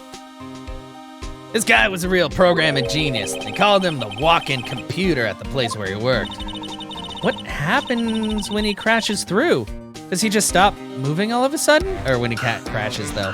What the fuck? Maya, he's not actually a computer. Ranzan, thank you so much for the 20-month resub. How are you doing? Damn. God, has it really been that long? Fuck, man. 20 months. 20 months. It's crazy. But welcome on in. Oh, by the way, guys, I know it's only for another week or so, but September is still going strong. And while it is not actively anywhere on here, 50 subs is what I need to unlock my final emote slot. And if I hit that 50 subs, I will have a cooking stream. I mean, I plan on doing a cooking stream anyway, but that would be a definite cooking stream. I don't know what I'd make, but yeah. That is a definite thing. Yeah. Let me crash you stuff. So yeah, just letting you guys know. Also, for anybody like on YouTube, you know, subs are different on Twitch than on YouTube. Although, if you're watching this video and you're not subbed on YouTube, you should, because once I hit 100 subs, then I can get a custom URL that's not a whole bunch of garbled nonsense. But it also people here, if you're not following me on YouTube, you could always do that too. You should just follow me everywhere. Like, not physically. I mean, most of you people don't live anywhere near me anyway, but we can do a risque cooking stream. I mean, probably. Yeah, I'll only wear this apron and this hat. Actually, no. Well, I could. They didn't. What's the verdict on butts? I don't think you're supposed to show your butt either. Never mind. I mean, I'd probably wear a little bit more than that. So you want a cooking stream? Yeah. Like I said, my other PC, you can't see it right now. Maybe if I switch to that. Okay. Well, you can see that TV right there. That's hooked up to my secondary computer. So, oh yeah, I forgot. Now that I'm going back to the Switch, it's gonna do this thing. Sorry about that. But I got it hooked up and I switched it to a SSD, so that way I know I can record video and stuff at the fastest. Like, that's the other thing I think, is that the only thing that had an SSD in that computer, my old rig, was for the OS drive, and it was literally a 256 gigabyte thing, so most stuff wasn't on there because there wasn't enough room. But I have a 500 gigabyte in there now, which I'll probably use to record videos and stuff like that, and then I can just scoot the videos onto another drive. But yeah. Yeah, but what's the verdict on butts with Twitch? I don't think you're allowed to butt on Twitch. But yeah. Yeah, he wasn't literally a computer, Maya. Come on. Anyway, there's nothing between Maggie and the victim. Yeah, that's what we found out yesterday, too. Hey, Detective Gumshoe, don't you have any information that's a bit more fun? What does that mean, Maya? Fun? Oh, I know. So have you paid a visit to where Mr. Elk worked yet? You might as well. His workplace? Where's that? Computer firm called Blue Screens Incorporated or something like that. That seems like a terrible name for a tech place. Blue screens aren't good. Blue screens are bad. Sounds like a real stable company. This could be fun, Nick. Let's go. Computers aren't really my thing, Maya. We'll be fine. I know all about that high-tech stuff. Oh, no, you don't. I wonder about that. Yeah, I really do. It's just around the corner from this joint. You should take a look. Computer firm called Blue Screens Inc., huh? Well, I guess we're going to Blue Screens Inc. Oh, no! Oh, they're so nerdy. Oh, please tell me we're not going to run into another guy who only talks in leet speak. I will die. January 7th, Blue Screens Incorporated. Wow, this place is so high-tech. Thank you, Eric. Yeah, because a lot of the stuff on my YouTube, it's mostly VODs, but I also do have a lot of other videos that I'm working on. Like I got all the way through the entirety of The Witcher 1 for YouTube. I've been working on The Witcher 2. I also have videos, like just a real talk video, basically, like a check-in type thing that I release every Monday to promote positivity, because that's the big thing. I mean, I know I get salty on stream, but overall, like, I want everybody to be doing good and all that. Thank you, thank you. I'm surprised that my YouTube sub did it show up on the screen? Sometimes it does. Maybe I need to work on that.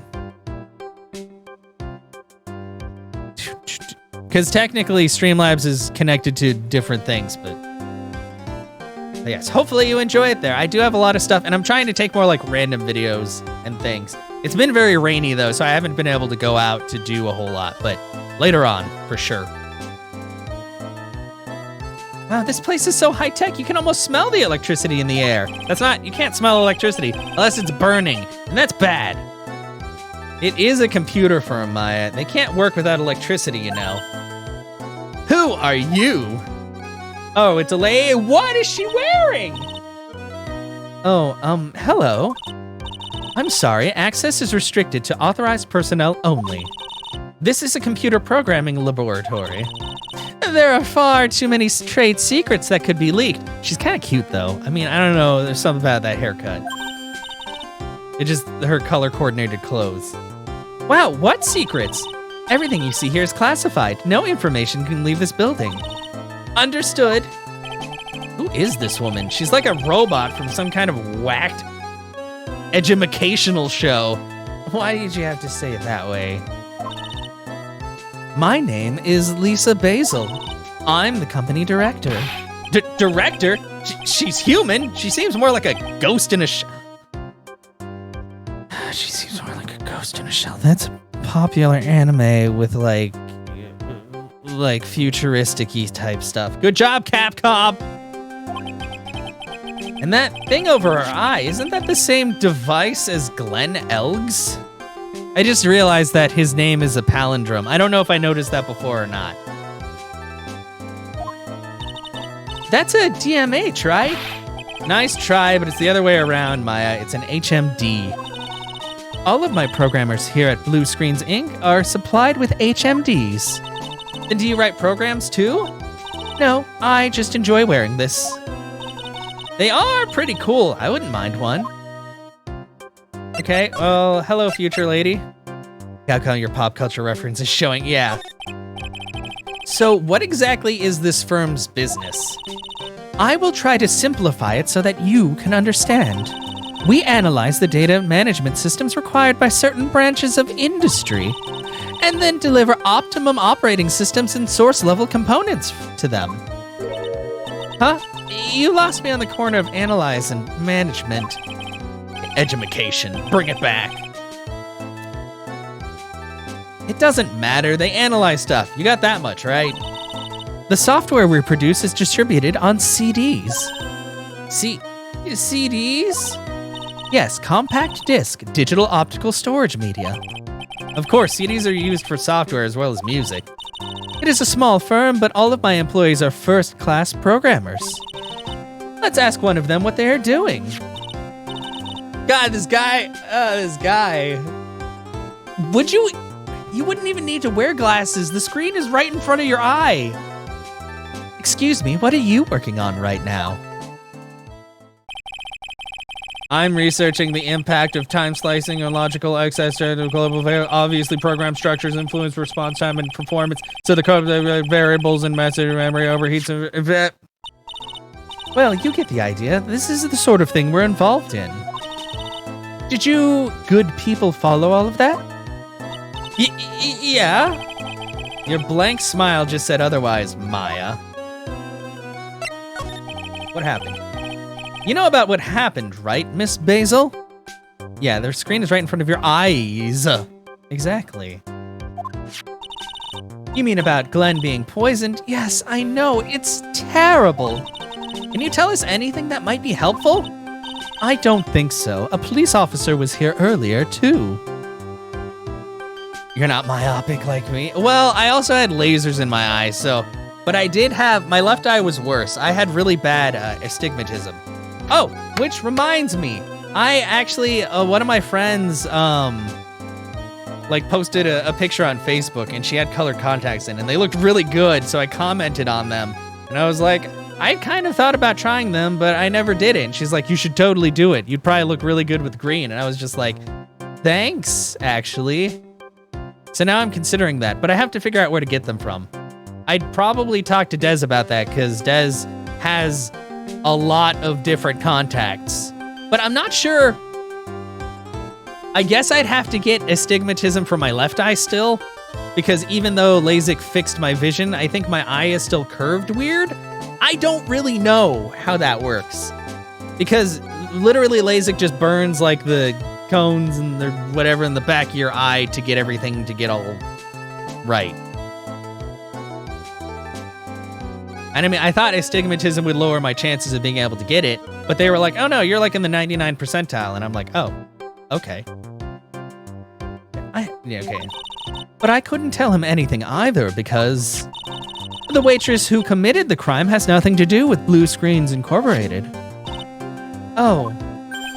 How about Mr. Ellick's desk? Have you cleared it out already? Oh, no. Have you cleared it out already? No, not yet. It's this one right in front of you. If there's anything that might be useful to you, you are welcome to take it. I guess there might be a clue here somewhere. Boom, boom. Usually, wait, really? Nah, I mean, you can get LASIK when you're young as well. You just have to make sure that your vision hasn't changed very much as of recent. But nah, there's also PRK, but PRK is usually just done if you cannot get LASIK specifically done. It's the same procedure, it's just with LASIK, they basically take a slice of your lens and fold it back so the laser can do stuff in there, which sounds awful. I mean, I guess it is kind of weird, but that's how they do that. But PRK is worse because instead of taking a slice, they basically grind down your eye lens so they can get the laser through, and it also takes a lot longer to heal. So, yeah, well, I mean, I'm 30. When I got LASIK done, I was 29. 29 or 30, one of those two. So I was still up there, I guess, a bit.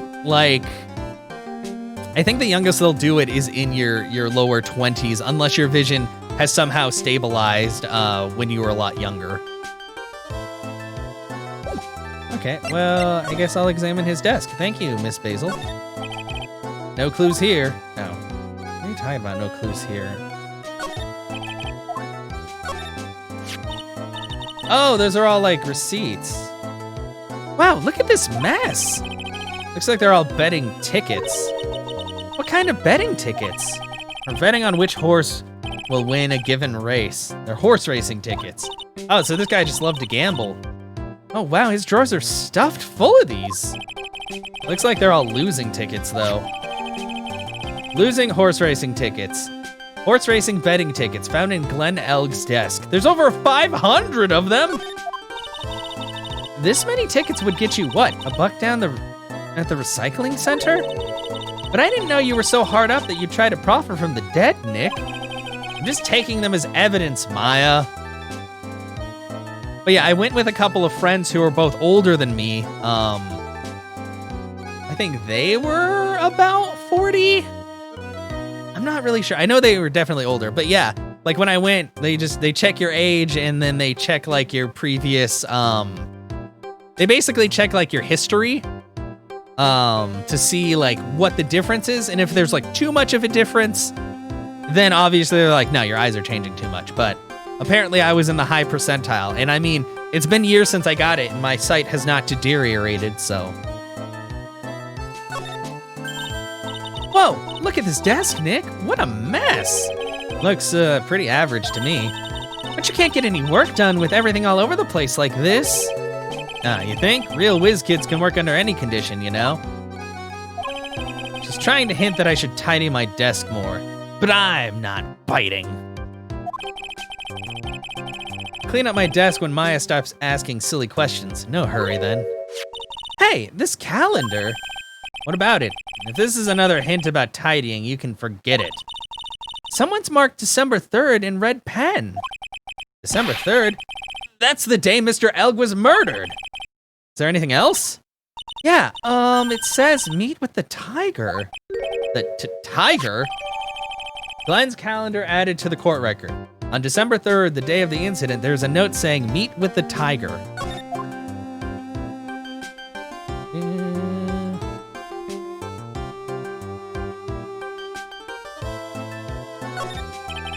Those pillars almost look like they're moving. It's kind of unsettling. Nah, they just look a bit twisted or warped or whatever the word is I'm looking for. This office was designed with a futuristic feel in mind. Futuristic? Yes, we tried to imagine what things might look like in the future when we designed it. It helps to soothe and calm the soul. Second thought, I agree with you, Nick. This place is really unsettling.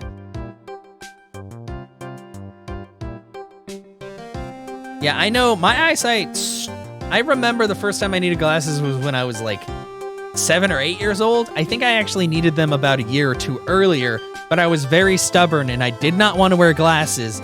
And the thing that made it so my parents realized that I needed glasses was one of the times we were like ordering at a restaurant or like at a fast food place, and I could not, like I was squinting really hard and I still could not read the words. And they were like, we're gonna get your eyes checked. And I was like, okay. He's really pounding that keyboard, isn't he? Wow, I bet that's where the pro and programmer comes from, huh? I guess I shouldn't be resting on my laurels, gotta expand my skill set and all that. Yeah, that's a good idea. Maybe I could become old CD's apprentice. What about your spirit medium training?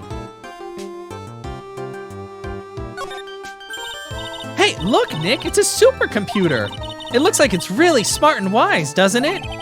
Computers are only as smart as the humans who use them, Maya. That explains why we don't use the computer in our office. Maya? Maya, please. You work there too, Maya. Yeah, but at least I'm... Please, don't argue about something that's so trivial. Otherwise, the computers will laugh at you. She said she'd laugh at us, Nick. She's a human, Maya, not a computer. As far as we can tell. You needed them a couple years earlier? Yeah. I was just very stubborn about it, because when I was really young, I was like, man, glasses are dumb. Like, I don't care about it now. But obviously, when you're younger, you kind of just have weird ideas about things. Okay, well... let's show her all of these. Would you mind taking a look at this? I'm sorry, that data is super admin restricted desktop password protected. Access password protected. I don't know how to talk. Super admin restricted desktop access password protected? What? This is madness. So it's SARDAP. No, Maya, that's Sparta. Wait, that is Sparta. Oh, is it? Don't tell us unless we say the right code word. The code word? Sesame. If it's not Sesame, then it must be her mother's maiden name. That's always how it is. There's no point in having a password if it's always the same thing, Maya. Guess she just doesn't want to talk about this. Maybe we should focus on asking about Glen Elg. What do you say? Oh.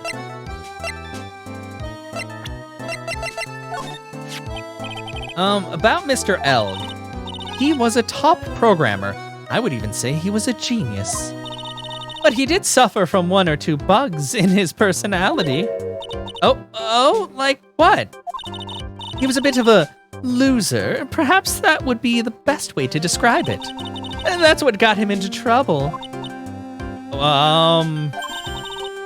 What's the matter? He was a top programmer. I would even say he was a genius. So he was really no trouble at all. A model employee. Hey, wait a minute. Just now you said something about him being in trouble. Gotta find out what this trouble was exactly. I don't know. Fucking horse race debt, maybe?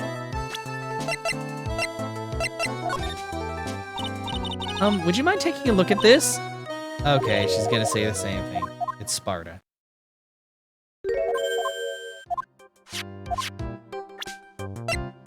Maybe I should just talk to her. Oh, Glenn's troubles.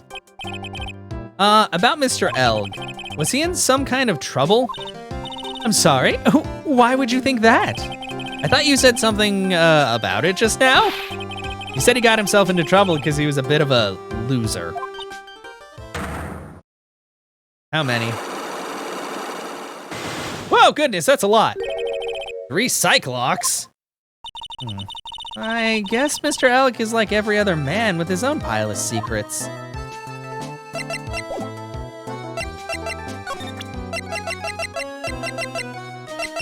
What else could I show her? Oh no, it's doing it again.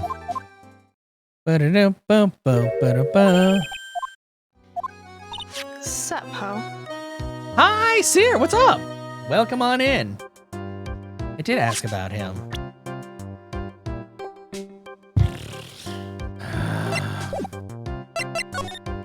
Well, let's see what's going on here. I guess we go to the kitchen. Oh, you did? Congratulations! What did you end up getting then? Or because I know you were saying that there was some on a payment plan. I figured you were gonna buy a big ol' like all of it at once, but oh, it's just the power. Well, power supply is one of the most important parts because without a good power supply, your computer, well, it's just a paperweight. So yeah, you're just gonna custom build. Okay.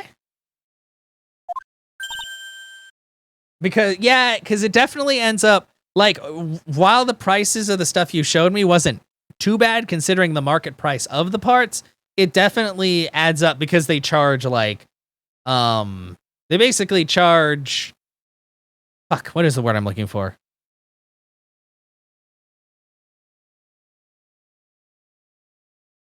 Labor. There we go. And like other stuff. Yeah, the building fee.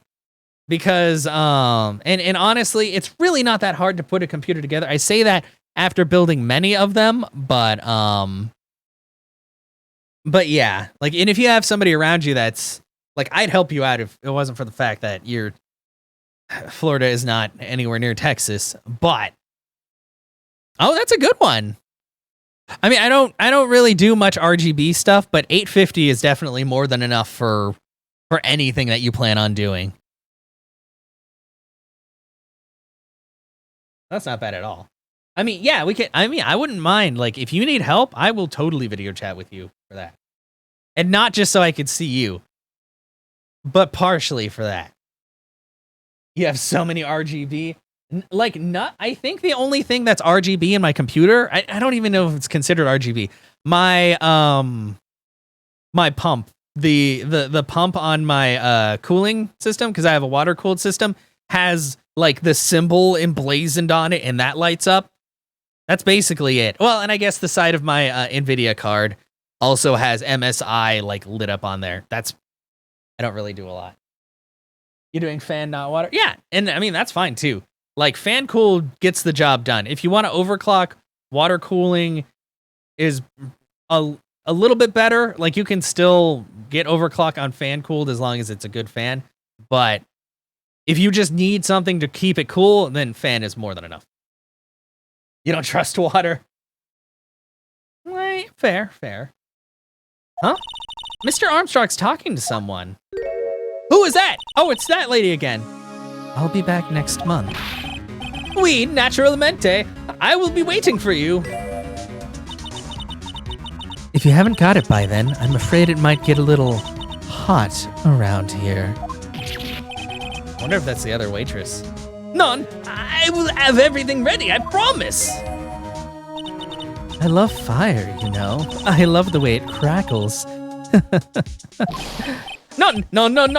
Stop it, I beg of you. Then don't let me down. I'll be watching you. This is not necessary. You can trust me, mademoiselle. Talk to anyone and I'll drive a knife right through your heart. This lady crazy. Is Twitch done fucking up? Welcome back, Des. Yeah, it is. Wait, is Mira? This lady sounds like a yandere. Is Mira yandere? Oh no, yeah. You do not have to worry, you know, you worry far too much. Maybe this will help you relax. It is the oil of sandalwood. I do love raw meat from time to time.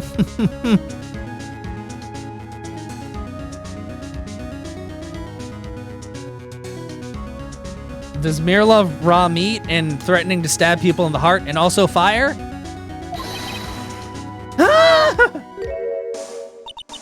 I'll be taking my leave. Goodbye, for now. Just a little aggressive, just a little. Ugh, I have the shivers. I must rub some of my oil all over my body before I become the nervous wreck. There, oh, wee. That feels good. Oh, God, did you really just strip down and rub yourself down in essential oils? Because I don't think Phoenix needed that today. Oh la la, excusez-moi, monsieur. My eyes, you did. Your eyes, if you have trouble with your eyes, you need this. La oil of sandalwood. Isn't this just the leftovers of what you were just using? Oh man, that's why you're so shiny. You're just constantly oiled up. You don't exactly have many customers, do you, Mr. Armstrong? None, you're right, monsieur, but perhaps that is the perfect time for you to visit me, none? That way I can give you my undivided attention and cook for you la dish supreme! Putting on a brave face, huh? That's what girls do, Nick. But you are right, business is very difficult these days. Perhaps the name is the problem. People do not understand it. They think it is Trey. I just want people to think that my restaurant was exclusive. But if they think you serve cheap fast food on the cheap plastic trays, Nick, that's the kind of thing that can make a girl cry. Don't you love Phoenix? Yeah, I love it. Like at this point, he's 3 games into this. He just wants to be fucking, he doesn't want any more of this. He's got a doppelganger now who doesn't look anything like him or act like him at all, but everybody thinks it's me, and it doesn't make any sense. You've forgotten that Mr. Armstrong is a man, Maya. Oh, Phoenix. Really, Phoenix? It's so insensitive. But this restaurant is my life. It is everything to me. I will defend it to la finale. No one will take it from me. So who was that woman you were just talking to? Oh la la, you saw that? Well, yes, sorry. So who was she? She looked so polite and graceful. Maya, you're just the best judge of character as ever. Polite, graceful. And she likes raw meat and fires, right? Maya, how is any of that a normal thing? I'll be back next month. Yeah, you said that. I just saw this, Maya! Come on! Now that I think about it, hey, Maya, I think it's pretty clear what kind of conversation they were having. You think so? Well then, let's show them that piece of evidence and see what happens.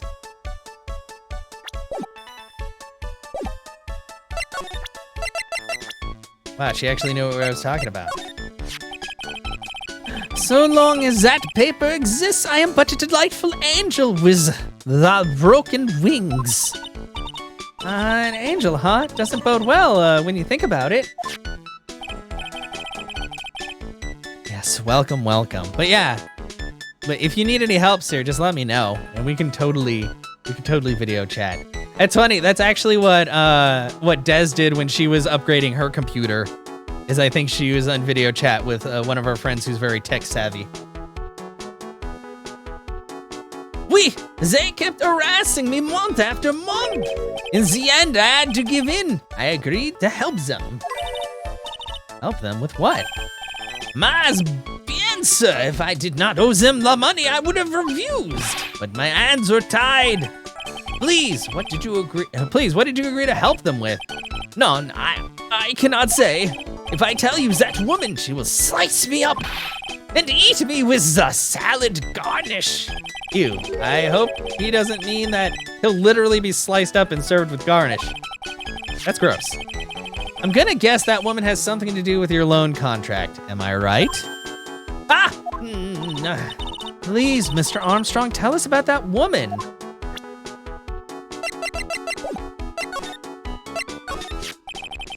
The woman who was here earlier, I take it that she's, Why has it come to this? What a tragedy!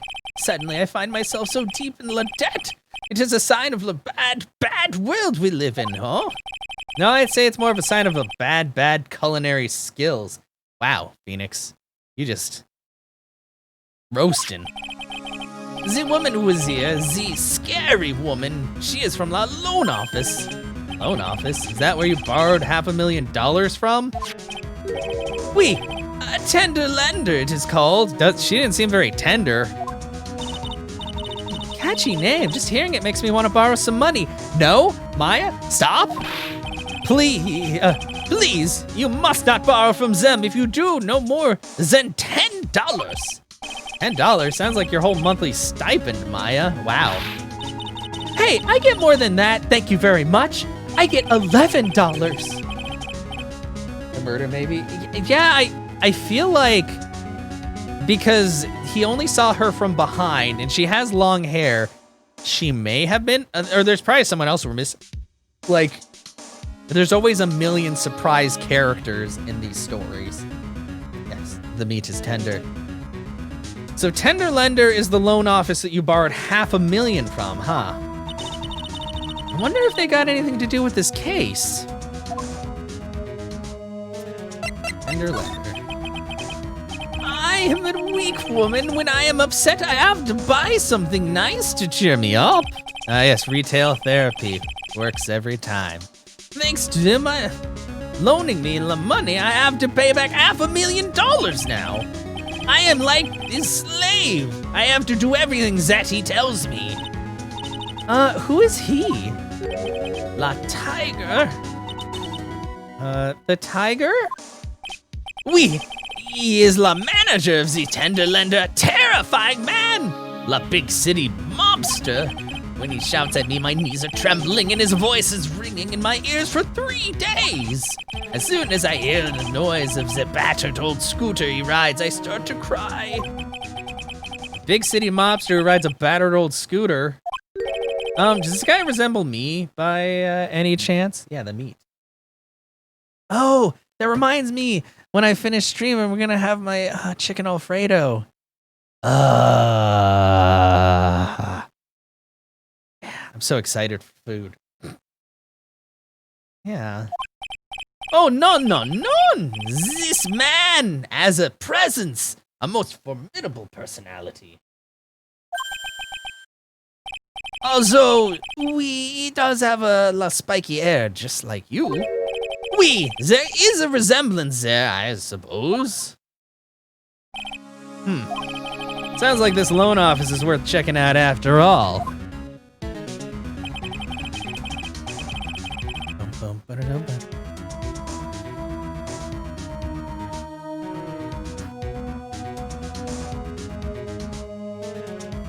If you want to visit the tender lender, it is just beyond Vitamin Square. Hey, Nick. If you were French. Yeah. Man, I'm sorry. If my French accent is terrible, like, that's the thing. I'm bad at accents because I feel bad trying to do accents because I feel like I'm bad at them. And then therefore, it makes me worse. Mostly because I'm like, am I going to insult someone by, like, having a faux French accent? I don't even really know what... You know what? The thing is, what I approximate as a French accent is everything I've heard from TV, which is probably bad because we do a lot of terrible things. You took French, so oh, I didn't. I took Spanish. I'm still not good with that either. Hey, Nick, if you need money, I can loan you some, as long as it's less than $3. Thanks for the offer. Just beyond Vitamin Square, huh? What other evidence? This? Ooh. What is it? Your family would laugh but not be offended? Okay, that's good. That's good. Because I know you said that you guys are very French. French is talking just silly. Well, yeah. But we also make fun of a lot of different languages, so. What is it? Is this your scooter? No, I saw it before in Vitamin Square, you see. Yeah, well, I mean, somebody's always gonna be mad. Like, I'm not trying to make anybody mad. I'm just trying to voice a dude. Dude, no, take it away. Do not show that to me. Talk about an allergic reaction. Ooh la la, so you have eaten my lunch, oui? Tell me, monsieur, did you enjoy the lunch I prepared for you? Yeah, stupid Americans. It was a unique and wild mix of flavors. That was the first time I ever had lobster, you know? Lobster? There was no lobster in my lunch. What the fuck is that then? But it said lobster right on the menu. Mademoiselle Maya, please, you must read the menu more carefully. It says, a dish inspired by lobster and abalone fricassee with balsamic fit. What the fuck is that? Oh, it's inspired, is it? Oui, inspired by these ingredients, but not perhaps made from them. N'est-ce pas? The best part is you don't know who's saying that? Yeah, exactly. Well, I guess that's the way the cookie crumbles, Nick. The way the lunch tasted, it's probably 99% perspiration and 1% inspiration. Oh, good job, Nick.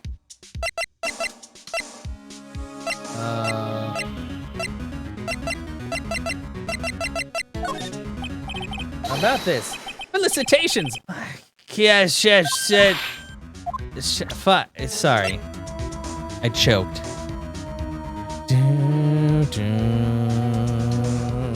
Okay. Well, we are gonna go. Oh, hello, Gumshoe. I thought we were going somewhere, but you're here still. Well, I'm gonna head back to the precinct now. We got a big meeting starting in a bit. About Maggie's case, you mean? No, that's pretty much wrapped up now. There's another big case going down at the moment, so she's been pushed aside. Oh, that's a rude way to say it. Okay, well, see you later then. Bye. Okay, bye, Gumshoe.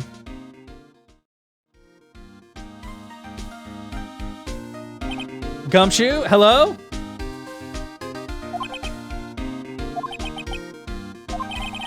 You better get going, detective, or you'll be late. Actually, I kind of got a favor to ask. It's a big one. A favor? Yeah, it's for Maggie, actually. I was kind of hoping you'd give this to her for me. Oh, he wants to give her a massive amount of sauce. That is so much sausage. I would want this. Phoenix Wright made everything like hyper American. They couldn't even leave in my asking for sushi. Yeah, they made her obsessed with burgers. Yeah. It's like, but it's wrong. Dude, Gumshoe wants to give Bird his sausage, if you know what I mean. Anyway, that is a lot, though. I would love that. I want sausage now. Damn it, why don't I have sausage? I assure you, yeah, Americans do know what sushi is. We've known what sushi is for a very long time. Also, I heard about that, Seer. Ellie was talking to me about it. She was actually sad because she wanted to watch it yesterday. She's in Japan, so she's like 14 hours ahead. But we couldn't watch it because it's not out yet. So we ended up watching the Dragon's Dogma anime, which was not good, by the way. I mean, as an anime goes, it was okay, but as a anime specifically for Dragon's Dogma, it was pretty bad, to be perfectly honest. It was animated very well and voice acted well, but it wasn't very good. Same way 4Kids dubbed rice balls to jelly donuts, exactly. Yeah, that's the whole thing. Like, it was because if they had actually just followed like the Dragon's Dogma story, it would have been cool. But instead they it was like the beginning and the end were Dragon's Dogma, and everything in between was weird filler shonen shit. And I was just like, this is, I don't know, not really that great. And also, when I first saw it, it's like CGI animated. And the first time I had seen something like that fully done was Berserk Season 2, which did it not very good at all.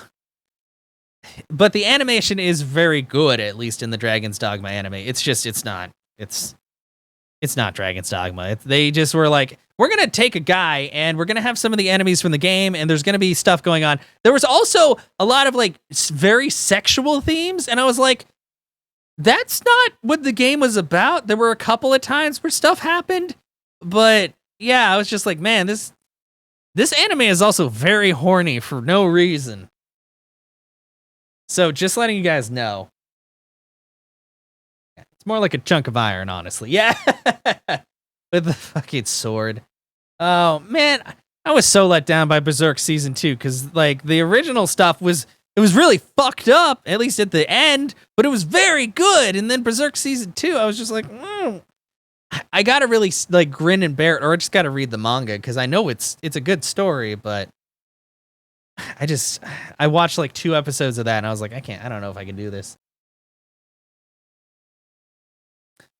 I was kind of hoping you'd give this to her for me. Sorry, what is it? It's a lunchbox. I got up early so I could make it. Aw, he made it himself. I've been really worried about her. She looked like she'd lost a lot of weight. Detective Gumshoe? How many weenies are in here? There's not a person on Earth who could down this much meat. Oh, apparently Maya's never been to a little site called Pornhub. Anyway, that's a lot of weenies. That is a ton of weenies. Coffee is made for maps. It's time to party. Hell yes! Yeah, like there are some animes with the CGI style that do it very well, but yeah, I think it was because the Berserk one was like more in the earlier stages of that. Well, I can't even say the earlier stages, but it just, I don't know. There was something about it that just rubbed me the wrong way. What do you mean demonetized? I just said the P word. Sorry, she's never heard of the PH? I don't think they get mad about that. What? That's a song, Seer? Is that a demonetizable term?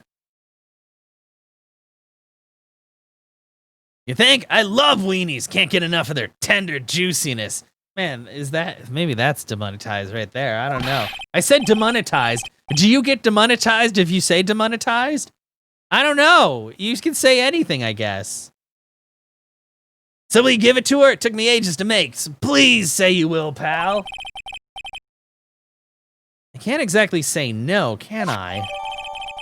Gumshoe's lunchbox, a tenderly handmade lunchbox, fills the stomach with love and plenty of weenies. I hate that so much. I hate that. Gumshoe's lunchbox given to Maya to carry. Oh, no. Maybe I'll eat it myself if I get hungry. Maya, he will murder you. Don't forget, okay? I'm counting on you to give that to Maggie. He's finally gone. Ugh. Fine, let's go to the detention center to see if she's... Nope, she's not there. Well, I'll give that to her later. Fill her up with weenies.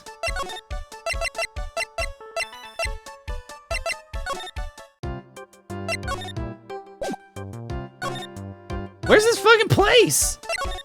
Is it past Vitamin Square? Oh, there it is, Tenderlander. Avenue Q has a puppet play that's very adult, talks about things like... Oh, okay. I've never heard of that before. January 7th, Tenderlander. This place gives off a really strange vibe, doesn't it? Probably? I don't know, V. There's a lot of things I haven't heard of, strangely enough, in the sea of things that I have heard of that are probably terrible, but I know about them anyway. That's my life. Looks like the tiger isn't in his lair. And that is, as they say, a very good thing. Welcome. Ugh. Talk about a creepy voice. It makes your soul want to shrivel up and die. Wow, rude. You're here to discuss a loan? No, not exactly. The manager is away at the moment. Wait quietly, please. Blame. Oh, isn't Blame the one with people with like the rabbit heads on or something? I never watched the anime. I just remember perusing the manga section at Barnes and Noble a lot. Or maybe that's Doubt. Is it Blame? I don't know. I just remember seeing like some very strange looking titles. Futuristic? Oh, okay. Win through compromise. She's gone. Just like that. I guess we'll have to come back another time. This is the perfect opportunity, Nick. This place reeks of suspicion. Come on, Nick, let's take a look around, okay? Do you think it'd be okay? Of course, no one will ever know. Coffee? Ah! I'll leave it here for you to enjoy. Quietly. Yes, thank you. Do not touch the desk, please. I'll have to check that out then. Nick, let's get out of here. Now she wants to get out of here. Well, I'm gonna look at that. There's a CD player on the desk. The desk is so loud, it's a wonder you can... Desk is so loud, it's a wonder you can hear it or can't hear. What are you trying to say here? What? Phoenix? I mean, I guess he's saying that the desk is so loud that you wouldn't be able to hear the boombox over the desk loudness because it's loud in a very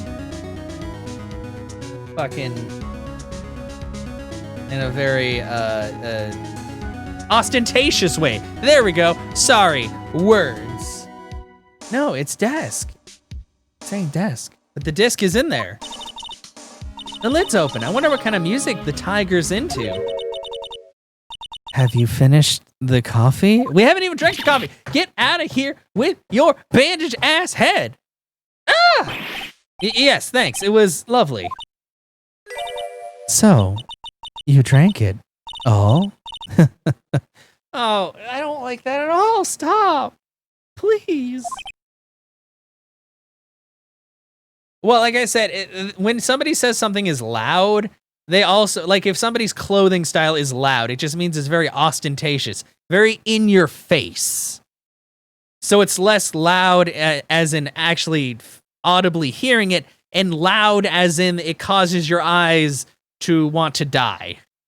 Like, I'd say that very pink, fluffy robe in the back is loud. And if somebody wore that around me, I probably wouldn't be able to look at them for very long.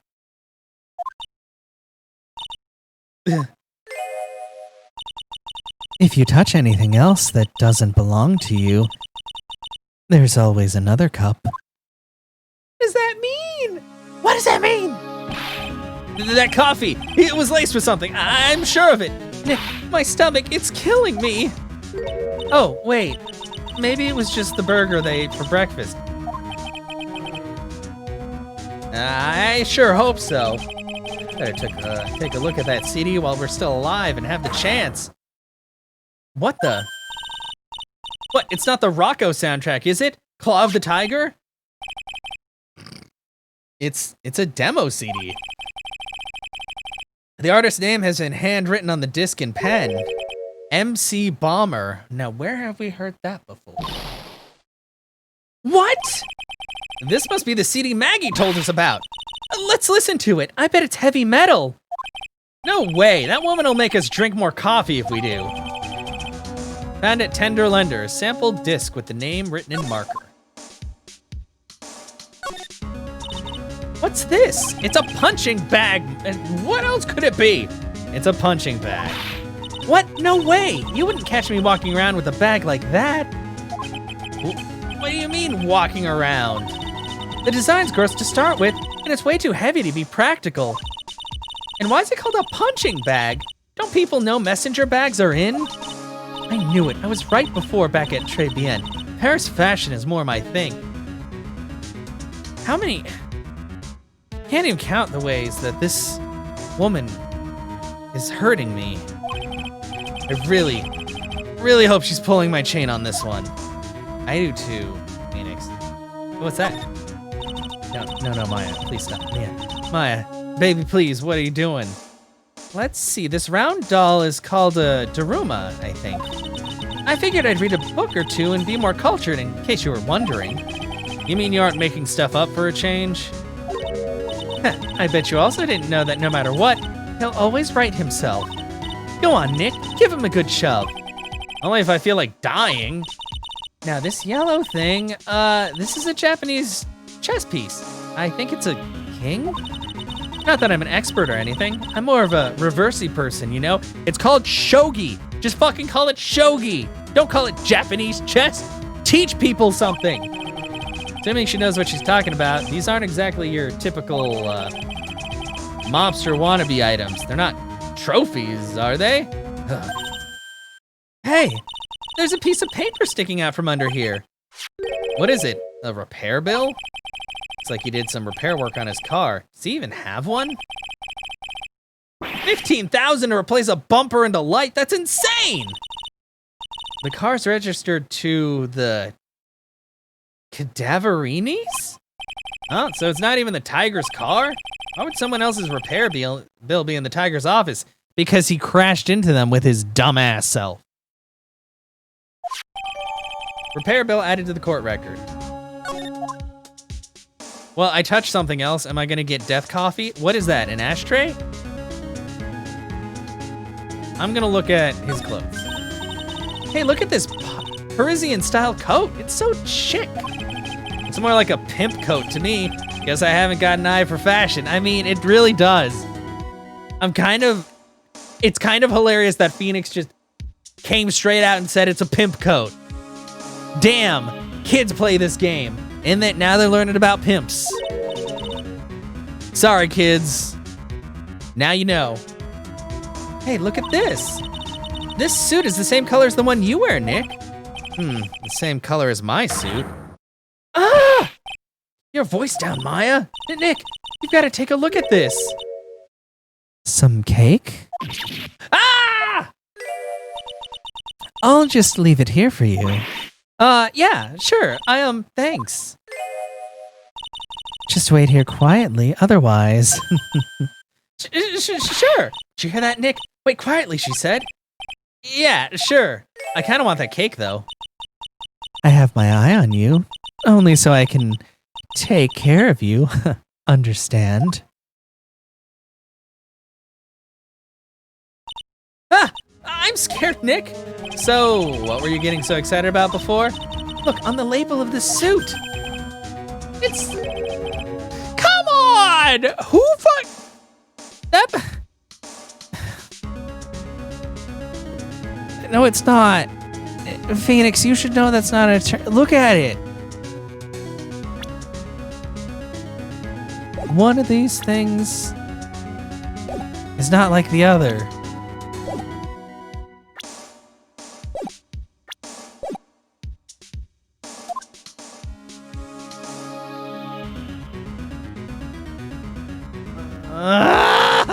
What's wrong with them? Is the tiger a lawyer? No way, look at this thing, it's made of paper. Paper badge added to the court record. Found at Tender Lender, made of cardboard and painted to look authentic. It doesn't look... Ah! It doesn't look anything like it! Oh, I hate everybody in this game now. For some reason, your badge suddenly looks really cheap to me, Nick. Maya, get the fuck out of here. Get out of here with that shit.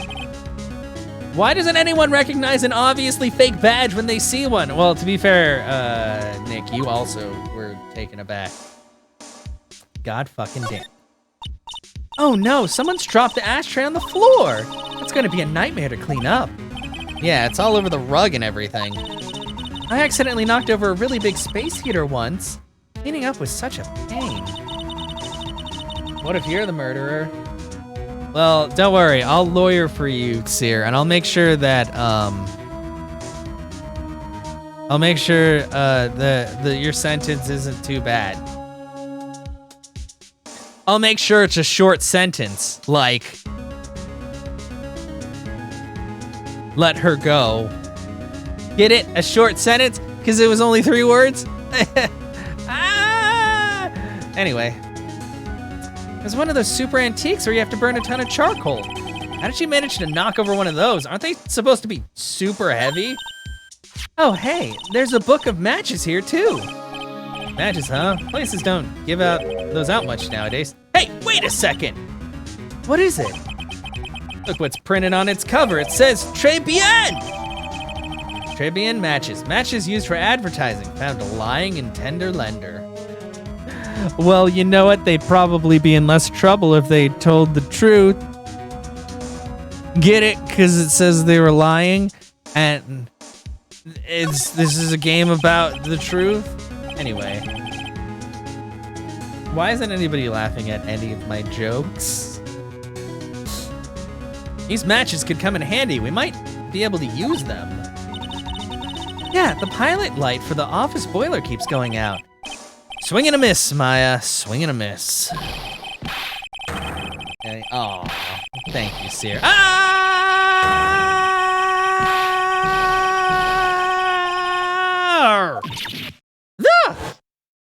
It's the tiger. Come out from under the desk, Maya. What are you two snooping around in my office for? Nothing. We were just... My precious carpet. You's got ash on my rug. You gonna wish your ugly feet never came through my door. It wasn't us, it was already like that. Yous wanna argue with me? Is that what you doing? You think yous can take me on? I'm gonna flatten yous two into pancakes and turn yous into my new rugs. Ah! Oh. Don Tigre, you're back. That voice, it's like evil seeping into your head through your ears. I'm sorry, Don Tigre. I knocked over that ashtray earlier, and... has she got a death wish or what? Oh, right. But forget about it, Violetta. It's nothing. What? This man is whipped as a fuck. I ain't gonna get mad at you. You're too cute, you hear? That's so unfair. Here, have some cookies. I just baked them. And you'll need some strong espresso while you're discussing your loan. Oh, Phoenix, right? Yes? Yeah, she wears the pants and the bandage and the knives. You's either crazy or just plain stupid to chase after me. I worked so hard, but now you's gotta come and mess up my plan. So it was him. He's my phony. But I don't care. No one gets in my way. Wait, what? I mean, excuse me? You should have left the little girl at home, right? I have a few things I want to ask. No questions. This is the last time we meet. Wait, please. That was pretty weak, Nick. Yeah, and you weren't pretty weak, screaming like a little girl. You waited until he was out of earshot before you shouted after him. If you want to talk, I didn't hear you scream, hold it either. The espresso. Ah! And cookies. This woman is definitely not good for my heart. Now, what was it the tiger called her? Violetta? So I'm kind of curious about your company, Tender Lender. With the warm and friendly atmosphere you'd expect from a family-sized business, a conscientious rate of interest, and an attractive repayment policy. Why do I get the feeling the sentence is not going to end well? We will tenderly lend you that little bit extra here at Tender Lender. Hey, Nick, things are a bit tight for Wright & Co. at the moment, aren't they? Shut up, Maya! I mean, there's that $500 you owe me from our card game for starters. Why don't you take out a loan? Shut up, Maya. Would I like to take out a loan from a place like this? Not so much. Tender Lender is on your side. So, let's say I'm late with my repayment. What happens then? We'd give you more coffee. Strong coffee. Right. I think I'd rather skip town. Hey, just remember I can make strong coffee too, Nick. Strong tea as well. Okay, sorry, V, but I'm gonna have to, I'm gonna be mean to her because sometimes she did dumb. Sometimes she dumb. Sometimes she's dumber than the judge. And that takes work because the judge is super dumb. Like, it's like a contest almost every time I go to the court to see how many more brain cells he's lost when he only has one. You can't lose, then you'd have 0, and then he'd be dead, which he is not. So I don't know. What happened? So, do you know about the incident we're investigating? What incident? Well, a man was poisoned in a restaurant just near here. That incident. Let me see. I was here that day with the manager. The manager being, the tiger? Furio Tigre. Furio? Tigre? That's where the tiger thing comes from.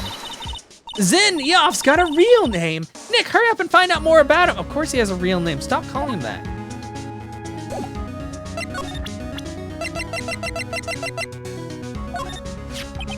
Can I ask you about the tiger? I mean, Mr. Tigre? Cookie? Sure. How do you like my cookies? I bake them myself. Go ahead, Nick. The honor is all yours. No. Ladies first, Maya. No matter how I look at this, I just don't get it. What are the tiger and the scary girl doing working together? We are lovers. That's not exactly coming across in your tone of voice. And I owe Don Tigre my life. He's the one who saved me. Tiger saved you? Please address him properly as Don Tigre. Otherwise, I'll have to. Okay, Don Tigre. Of course, sorry. Saved her life. Sure like to know how that happened. I'm very frail, you see. Just recently I died once. You died? About 4 months ago. The doctor said to abandon all hope. And now we're getting sad music. I don't want her to have sad music. She's scary as fuck. Guess they were expecting her to take a boat ride across the river Styx. But Don Tigre, he saved me. He gave up everything. Everything? When I found out what he had done for me, I was happy. No offense, but I'm finding that a little hard to believe. I decided I'd pay him back with my life by serving him coffee and espresso. Still wonder about what's in her coffee. So, is that why you've got that bandage around your head? This? Just tell me about the bandage, please. So what's the story with the bandage? They put it on after the operation. Operation? It's just a little injury. A little fatal injury. A fatal injury? Maya just suffered one herself by the sound of it. So what's the injury you were talking about before you said you had died once? Whoa, that's a lot of chains! Oh, God. Oh, boy! She really creeps me out, Nick. Same here, but we gotta find out the truth. But we can't yet. Oh, I guess back to Vitamin Square for now. Oh, boy. January 7th, Vitamin Square. There he is. Old Seedy's back feeding the pigeons again. There, take this and this and get out of my park. Like I thought, he's really mad. Come on, Maya, just keep your head down and let's sneak away while we still can.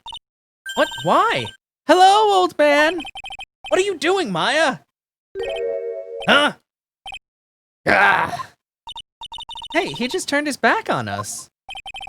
I'm not surprised. I bet I really hurt his pride in court this morning. Hey, Mr. Kudo. Pigeon. Ha! Look, we really need to talk to you, all right? Out with the demons, in with good fortune. Ow, ow, ow! See, shell splinters.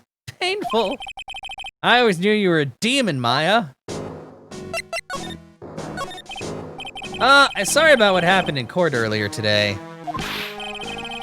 Everyone will be talking about me behind my back now.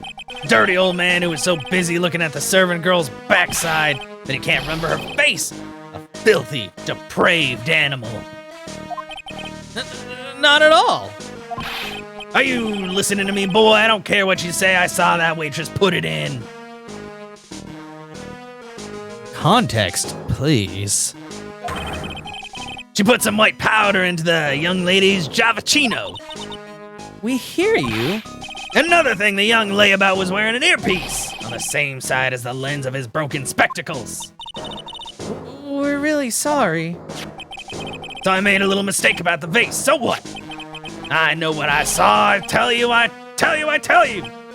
Hey, okay, take it easy, please, Mr. Kudo. Don't tell me to take it easy, you spiky-haired brat, take this!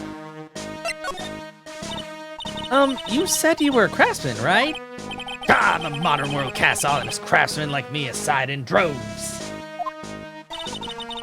Surely it's not that. I come from a long line of craftsmen, right back to the time of the shoguns. You hear me? I didn't become an embroiderer. I was born one. Actually, I'm kind of in the same situation myself. I wanted to stick my fingers up that dribbling old judge's nose.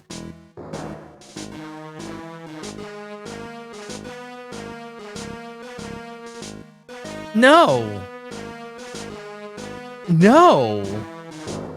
Bad.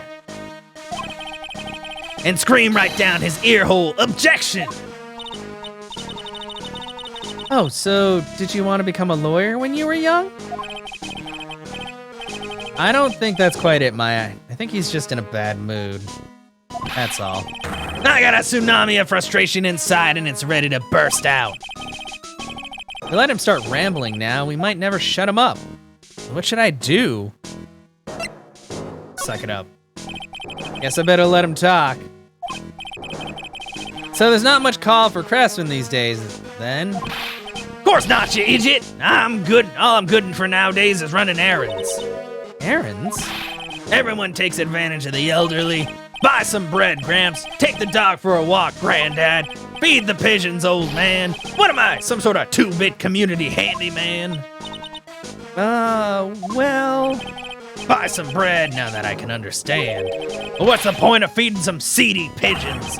Why don't people say what they mean? Get lost, that's what they're trying to say. Ah, yes, I'm just an inconvenience, you see. At home, at that restaurant, I just get in the way, don't I? I'm sure you don't. Wait a minute, what did he just say? At home and at that restaurant? Hold up, by that restaurant, are you talking about Pt.20? Did you get asked to run an errand there, too? Yes, I did, the very day the young brat was poisoned. What? He is spitting truth, though. So on the day of the incident, what were you asked to do? Glad you asked, boy, because I'll tell you what I was asked to do. All of a sudden, that young lad slumped over the table. The servant girl collapsed. And I broke that vase. It all happened so fast, I was in a bit of a daze, you see. Then the owner shouted over to me. Excusez-moi, you call the police. Call him yourself, I should have said back, but I didn't think of it at the time.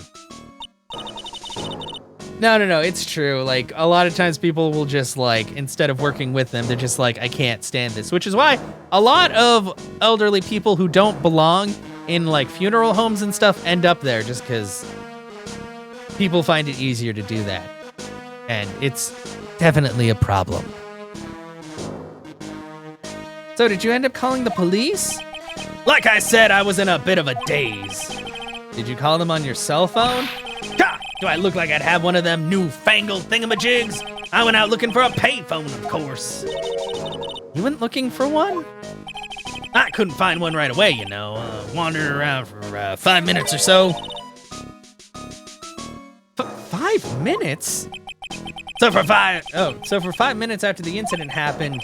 Yes, sirree, the owner was at Pt.20 on his own. Why didn't you mention this in court this morning? Well, I would have if you'd given me the chance. I gave you like 6 chances to tell the truth. But you bullied me out of the courtroom. Thank you, Mr. Kudo. You've certainly earned your kudos for today. Well, wait a minute. If that's the case, I got more. I got more to say. Oh, yes, I remember something else. But yeah.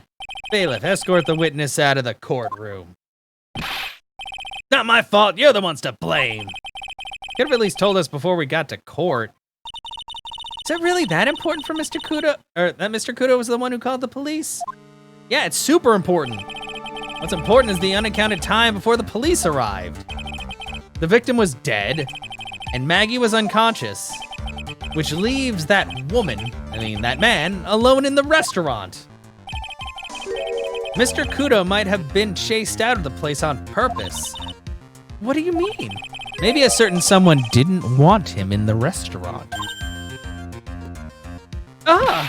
Oh, sure, you go ahead and say I was in the way as usual. I suppose I should have been getting myself covered in pigeon poop instead. You need to get more details about what exactly happened from Maggie and from Mr. Armstrong.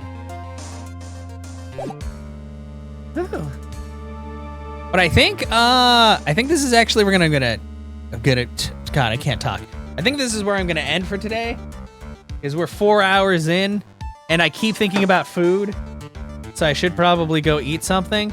But we made a bunch of progress. I'm still kind of confused as to how exactly this all went down, but at least I feel like it's got to be something with the owner and obviously the lenders.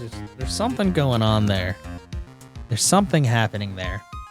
We're gonna throw up the ending screen. Thank you so much, everybody, for being here and for hanging out. It has been a lot of fun. We're gonna do more of this next Tuesday, so be prepared for that. Like this case, oh God, some of these cases go on for so long, but it's gonna be okay. We will finish Phoenix Wright, for sure. It just might take a little while.